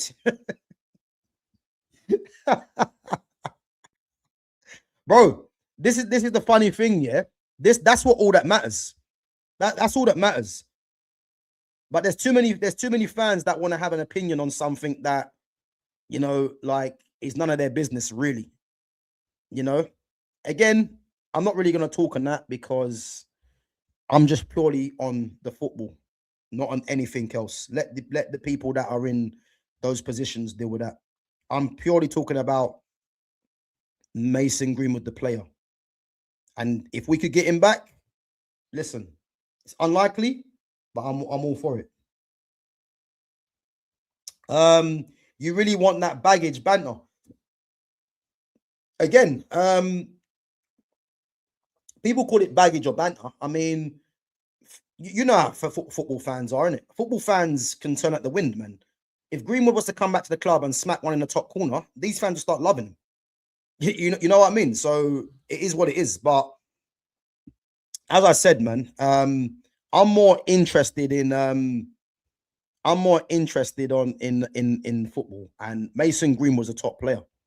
You know, when I look at left-footed right wingers in the world, there's only three that are at the elite level, and that is Yamal, Elise, and Greenwood. That's it. You know what I mean? Left-footed right wingers. We're going down, blood. We need a defensive manager to stay up. Ten Hag 5 at the back at Tottenham would go in. Now, listen, I actually think you guys will stay up. You know, I think the Zerbi going there. It's gonna be weird because the way the Zerbi likes to play, you just simply haven't got them players. But he must know something that we don't, because he must feel that he can implement something right now and keep. And the thing is, I do think Tottenham stay up. By the way, I think they'll have just enough, and then we'll see what happens next season. But a lot of the fan base were trying to go for Harry Redknapp, Tim Sherwood, and who's the other one? There was someone else. It's like them guys are dusted, man. Them English managers are finished, man. Let them just relax. You know what I mean? But people will start saying, because they know the club and all this. Yeah. Forget all that rubbish, man. You know what I mean? Edmundo drove into a load of people and carried on playing. All right, guys, that reminds me, yeah. Make sure you check out my Edmundo, my Great to the Game Edmundo upload as well, which is on my channel.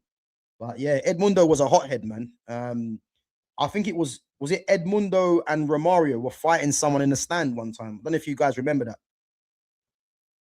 Yeah, them guys were serious, man. They weren't some people to be messed around with.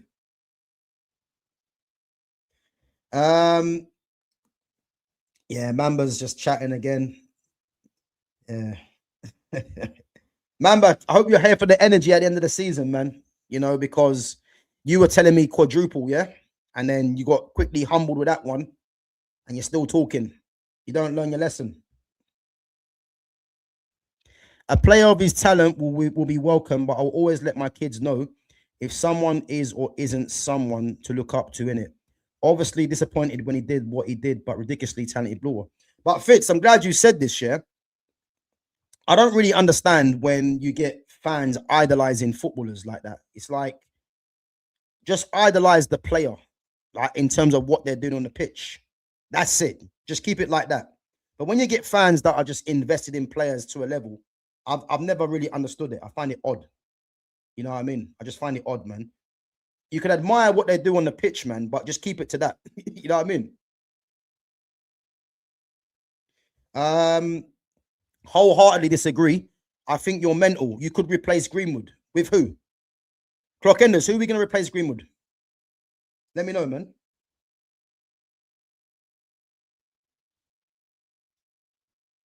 The Zerbi will fall out with the owners within his first season at Spurs.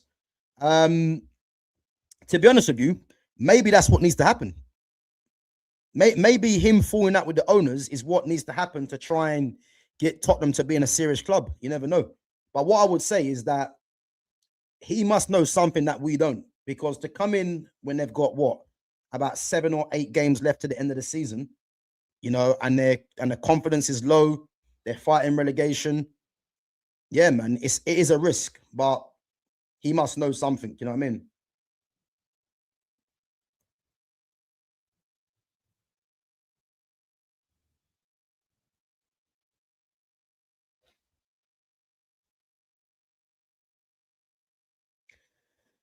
Guarantee a lot more footballers have done suspect things, but it's been covered up. When you have that much money, you can make things disappear. But again, Miss Bunny, yeah, don't be surprised, man. There's a lot of nonsense that goes on in football. Lot that goes on. As I said, man, I've been in the academy, man, and I've experienced certain things and I've seen certain things. So, as I said, man, it's these things go on, man, and that's at the top level as well. So, Ayub Raymond says, "Are you a Man United fan?" I am.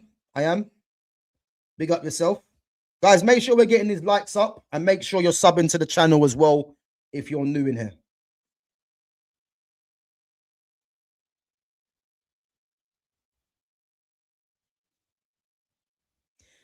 Remember the gigs thing when the name leaked? How many more you think didn't leak? Yeah, exactly, Fitz. Exactly, man. Like some of the players, yeah, that are deemed as model professionals, yeah, they're some of the dirtiest scumbags on God's green earth. That's what people need to realize. You can idolize the player, yeah, but don't idolize the man, because some of these players, man, are doing madness that people are not even aware of. That's the facts. You know what I mean? And as I said, yeah,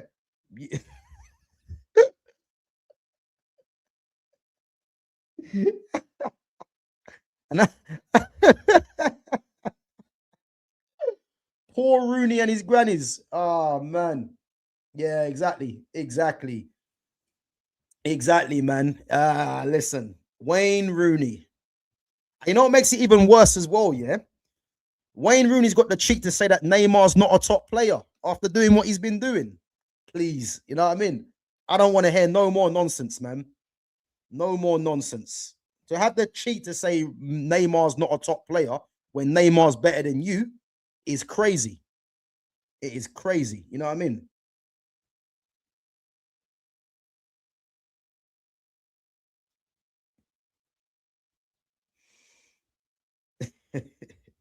Oh, you lot are killing me in this chat, man. Yep. I agree. Great comment. If the machine wants a player to look good, then that's what it will do. I.e., this is why we gave our flowers to a Sir Andrew Cole. Sir Andrew Cole. If you guys didn't see the stream yesterday, you need to go back and check it, man, because you see Andy Cole, criminally disrespected. Sir Andrew, man. Big up.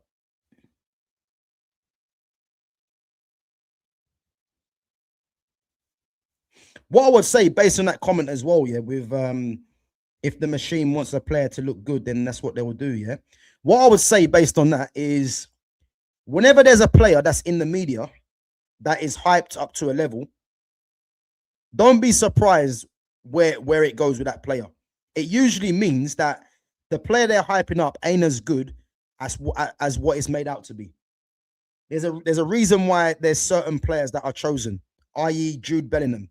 If you check what's happening with Jude Bellingham right now, yeah, the media and the pundits, yeah, they know he's under fire because they've got Thomas Tuchel, yeah, who's the manager of England, and Thomas Tuchel, to me, seems like a manager that cannot be controlled.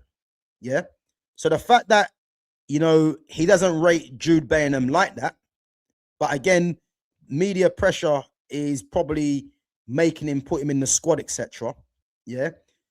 What the media are doing now, they're trying to do hit pieces on Jude Bellingham to keep his name relevant, because it's all about pushing his name forward so that when that World Cup squad gets announced, his name is front center. That's what's happening. You have to read between the lines on what's really going on here. Yeah. Because the facts are, you know, I believe Thomas Tuchel doesn't rate Jude Bellingham like that. And I believe Thomas Tuchel sees Morgan Rogers ahead of Jude Bellingham. Yeah. But because of the media pressure, he's going to be someone that is going to be still spoken about. But crunch time is going to come when it comes to the World Cup. Because I'm telling you this now, yeah. with what players that England have to choose from, yeah, best believe this, guys, and you've heard it here, 2:47 on Tuesday, yeah? Best believe either Jude Bellingham or Phil Foden won't make that squad. Because Tuchel has already said, yeah, that obviously I can't remember word for word, but there's a lot of attacking midfielders and they can't take all of them or something like that, he said, yeah? Now, if you look at the attacking midfielders that might be on the list that are going, yeah, you look at Saka, Cole Palmer, Madueke, who Tuchel likes, Jared Bowen. Obviously, Gibbs White's not even in the squad, so that's one less player. Eze, Rodgers, Bellingham, Gordon, Rashford. Yeah. So that is what? That's 9 players. Yeah. Do you really think Thomas Tuchel is taking 9 attackers like that? So again, the ones for me that are definitely going, yeah, because it's obvious. Saka's definitely going. I believe Cole Palmer's definitely going, even though he hasn't been that great. Morgan Rogers is definitely going. I think Gordon and Rashford both go. That's 5 players, yeah? So that means you are juggling between, if there's one more attacker he might take, because he does like multifunctional players. And I think Jared Bowen will go. And I'll tell you why Jared Bowen goes, is because Jared Bowen will be happy, I believe, to just be part of the squad. That's 6 players. So if you're looking at one possible player going next at the attackers, it's between Madueke, Phil Foden, Jude Bellingham. Between those 3. I think one of them 3 will miss out. And again, let's not forget, Thomas Tuchel actually likes Madueke. So yeah, keep an eye on that one. Look at the way the media treated Sterling just over a tattoo. But again, it's because he's not squeaky clean. It's because he's not Harry Kane. No tattoos, family man. This is what it is. Like you can see the narratives that these fans are trying to, the media are trying to push anyway.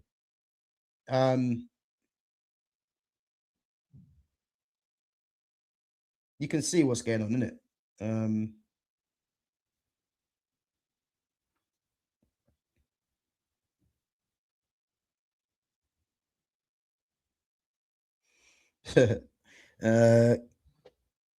Yeah, I hear it, man.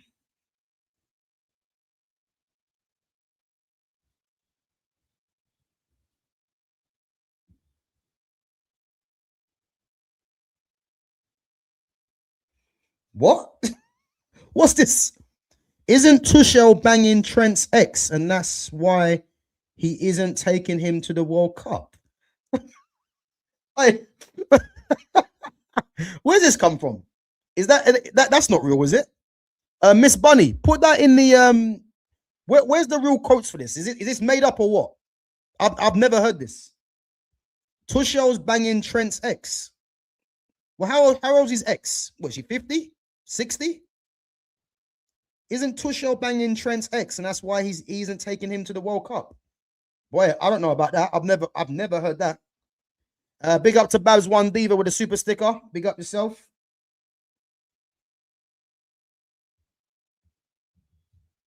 Yeah, I've never heard that, man. I need to see some more on that. Yeah, listen, Fitz. I mean, Clockenders, sorry. You know what, Clockenders, yeah? You're starting to understand now. You're starting to understand the narratives in football, which I'm glad, because you've come a long way, yeah, since those Bukayo Saka comments, when you tried to tell me that Bukayo Saka was top 10 in the world as a player. You've come a long way, my friend, yeah? But you see what you just said here, yeah? Declan Rice is the perfect role model, man. Still with his childhood girl, never out doing madness, etc. Love the man, yeah? Now, again, this is what the media like. This is what the media like, because it's a story, yeah? How do we know, yeah, that Declan Rice ain't in the background doing a madness? How do we know that? Because the media tell you that he's not. For all we know, yeah, Declan Rice could just be doing some of the worst things that players have done.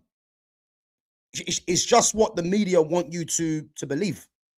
And again, I'm not saying Declan Rice is doing that, yeah, but he's someone, yeah, he can do no wrong. But he's probably doing madness behind closed doors. We just don't know that.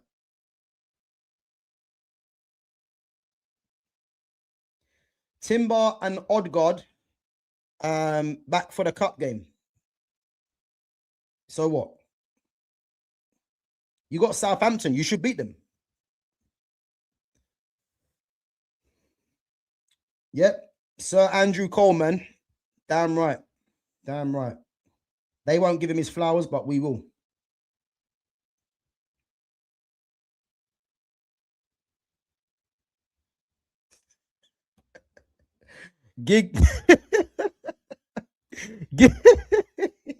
Giggs' off-field stats is all about the numbers, like them Bruno fans. Yeah, listen, trust me. These fans will have you believe, yeah, that Paul Pogba is one of the worst human beings ever, yeah. But they'll ignore Ryan Giggs. You see what I mean? Crazy, man. Scousers love a granny, innit? What we doing there? What we doing there, Fitz, man? What we doing? Yeah, guys, come on, make sure you're smashing the likes as well, man. Big up yourself. Declan. Aye, but Clock Enders, how do you know?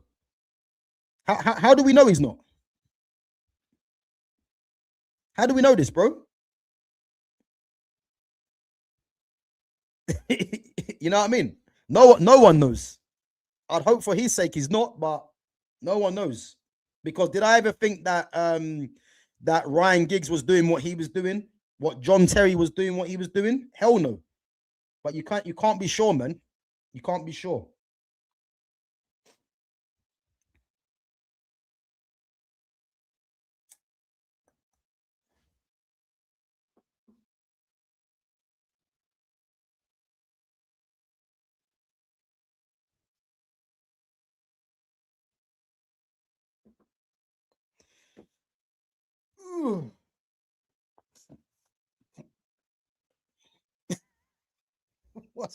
What's this guy on?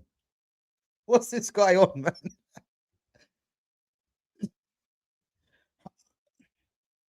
Oh, I'm not even gonna read that out, man. How do we know Cantona? All right, Clock Enders, you see for that, yeah? You see for that? This is why you won't win the league, man.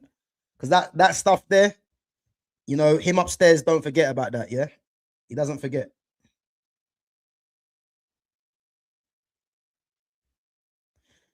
If you Google Thomas Tuchel and Iris Law, it comes up with a pitch. What? No way. Let me see this right now. All right, Miss Bunny, man, you're doing your homework. I've never heard this.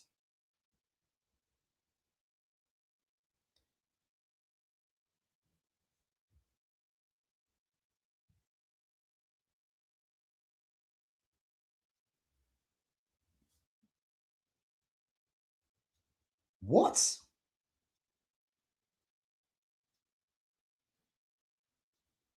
What? Oh, this is mad.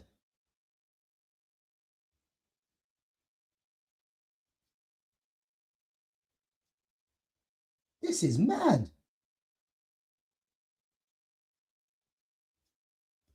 All right. All right, Thomas Tuchel is a well, I'm about to say he's a criminal, but yeah, I've just seen it. He's on the boat with this girl called Iris Law. Well, how is this Iris Law then? How is this Iris Law? Let me check.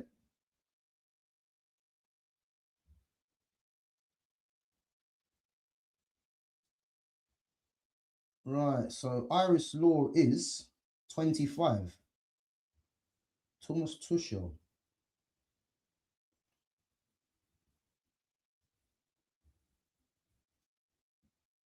Wow. Guys, you're going to laugh at this one, yeah? You're gonna laugh at this one, yeah. Whether it's planned or not, I don't know, yeah. But Irish law is 25, yeah. Thomas Tuchel just reversed the numbers. Reverse the numbers. Wow. Wow.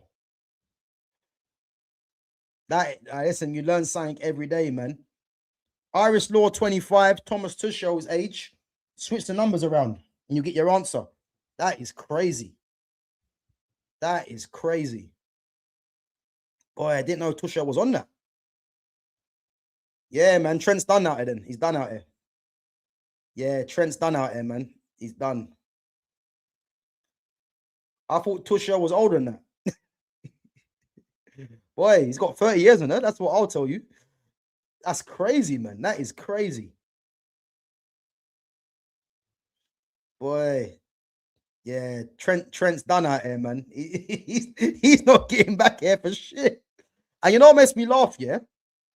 You're getting the pundits in the media trying to do hit pieces on why Trent's been left out. Just keep it real and just say, look, Thomas is with Iris, man. It's game over for Trent. Let him relax. Watch it on the beach somewhere. You know what I mean?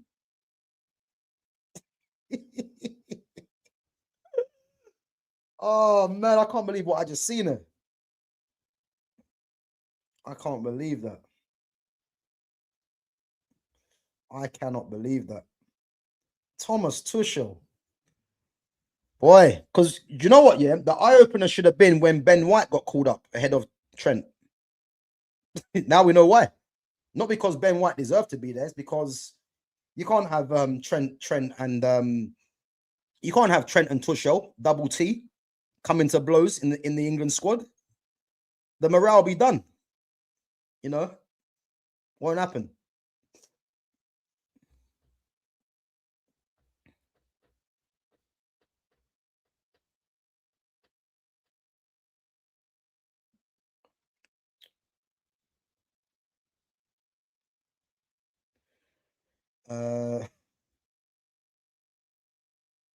Didn't Ben White score, Gav? Yeah, he did, but he also gave away the penalty as well, bro. So good try. Yeah, good try, man. Good try. My friend is cancelling plans with the group to watch fucking Arsenal in the Champions League against who? Sporting. Yeah, listen, man. If she's cancelling, if him or her is cancelling plans to go and watch Arsenal, man, just tell them, listen, you can always reverse the ticket, man, because you know it's not going to be a great game anyway. You know what I mean? But on the other hand, you know what I mean? Who's to say they get past Sporting? You know what I mean? So let them enjoy it, man, because it might be the last time they get as far as that. You know what I mean? Nah, you're taking it too far now, Clockenders, man. I'm not even going to read that.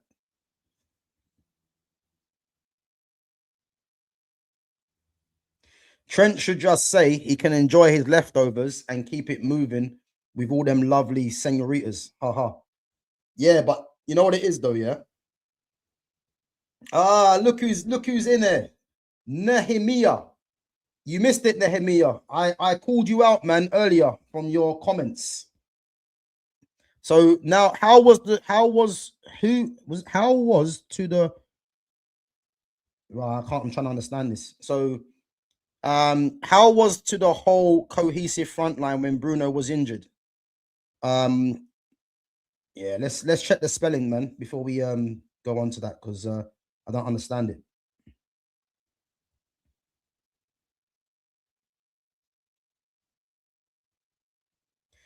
Guys, listen, I've already spoken on Bruno Fernandes already. If you've missed it, that's your problem.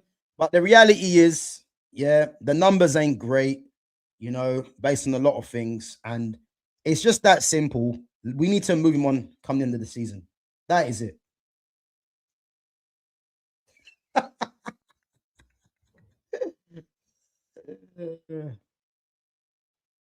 Since when are we counting what a technical assist is? Yeah, Devil's unplugged, man. like as I said, man, this is a low level conversation. If you're talking like that now, man, it's long. It's long. If you think Bruno Fernandes is the best thing since sliced bread, then it tells me one or two things: that you haven't probably seen proper footballers, or you just don't understand what the level is. You know. So again, a lot of his assists are not technically assists. It might look good on the eye because it's to simple-minded fans like yourself, but on this channel here, we can't be fooled. So it's just that simple.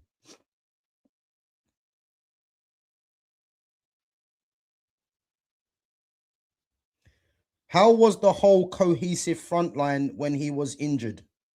Doesn't make sense, man. How was the whole cohesive front line? Guys, if anyone can understand what Nehemiah has said here, then can you just answer that? Because I don't understand what he means.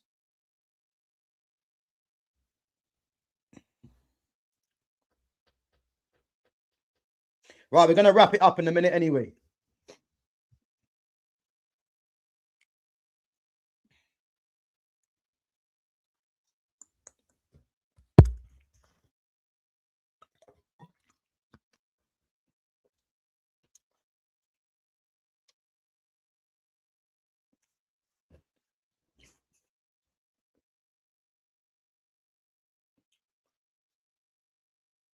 Yeah, big up to Clock Enders, man. Big up. Some mad comments, but nah, big up to yourself each and every time, man. Big up.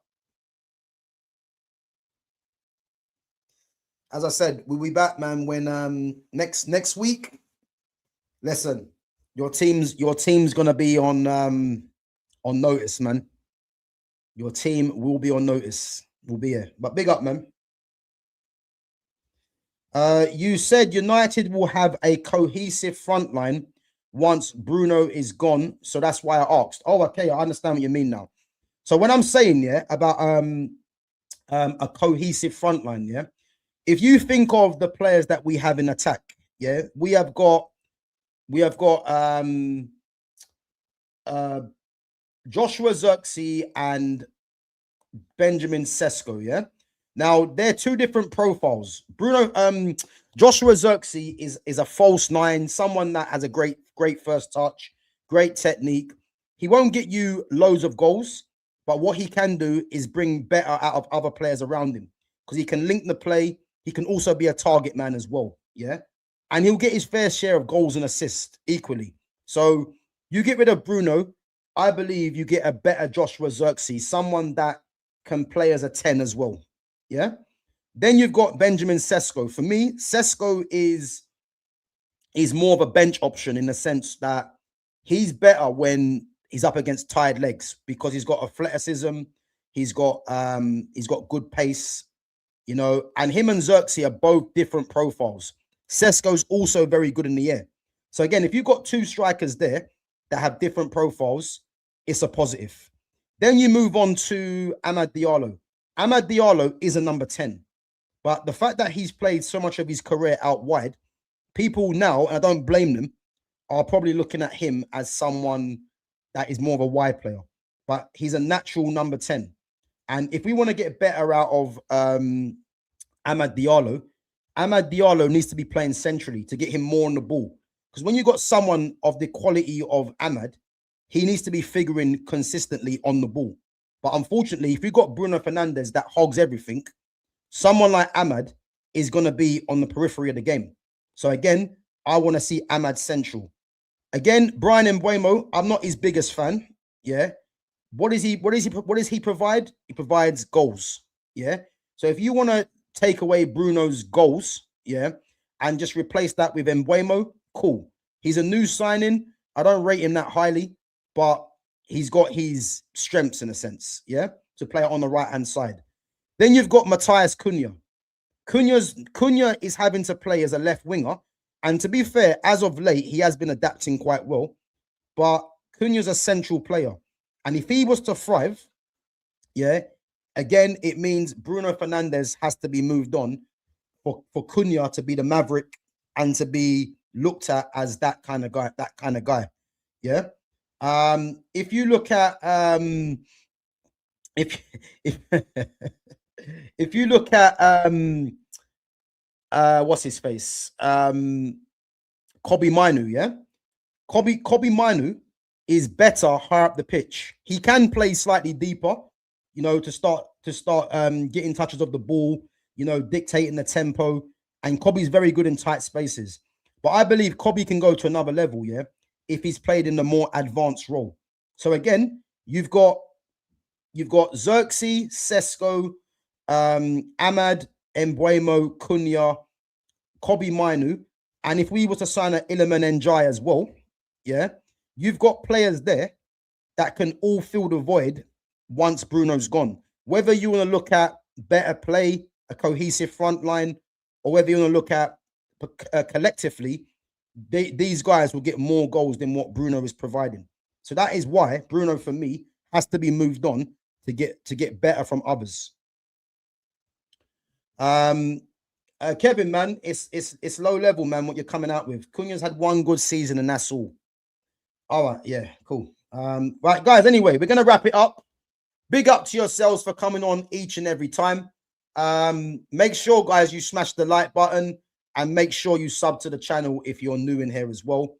We're only, what, 20 away from 2K subs. So again, if you haven't smashed the like button, if you haven't subbed to the channel, then make sure you do. And what's tomorrow? Wednesday. I will be back tomorrow. Keep an eye, obviously. Keep an eye on the notification to see when I go live. If there's any news that drops, then again I'll react to it. And guys, check out all the other content, man. Check out all the other content. There's some good content on there. And yeah, as I said, man, it's a lot of the content now, guys, is in chapters as well. I know who I'm listening to between Pep and Fergie and you, and it's definitely not you. Well, that's good to hear, man. But Nehemiah, as if you're putting me in conversations with Pep and Fergie, then I'll take that, man. That's cool, man. So me, Pep and Fergie, and I think for this week you're choosing to go with Pep and Fergie. That's cool, man. Keep yourself coming through anyway. But guys, on that note, as I said, just check to see when I go live, and we'll definitely be back tomorrow. And again, on Thursday, we're going to be back at 8 p.m. for our all-time 11 stream. Again, if there's anyone that wants to jump onto the stream and with myself and Fitz, it's the Barcelona all-time 11. And again, we are going to do from what the majority have voted. It's the 2008 to 2017. Now, let me tell you now, guys, yeah, you see Barcelona's 96 to 2008 and 2008 to 2017. There is some top players there, man. Top players. And I don't know how we're going to devise, yeah, getting players into this team, because whoever we go for, a bad boy is going to be missed out. So, but yeah, definitely on Thursday, we'll be doing that. And again, if you guys didn't check the tier list I done yesterday, check that out as well. And I'll definitely be doing another one this week. Obviously, I'm gonna be doing 2000 to 2010. So yeah, make sure you guys check that out. And as I said, keep your support coming, man. These kind of conversations people don't want to have. The one we had yesterday with Andy Cole is another one. And as long as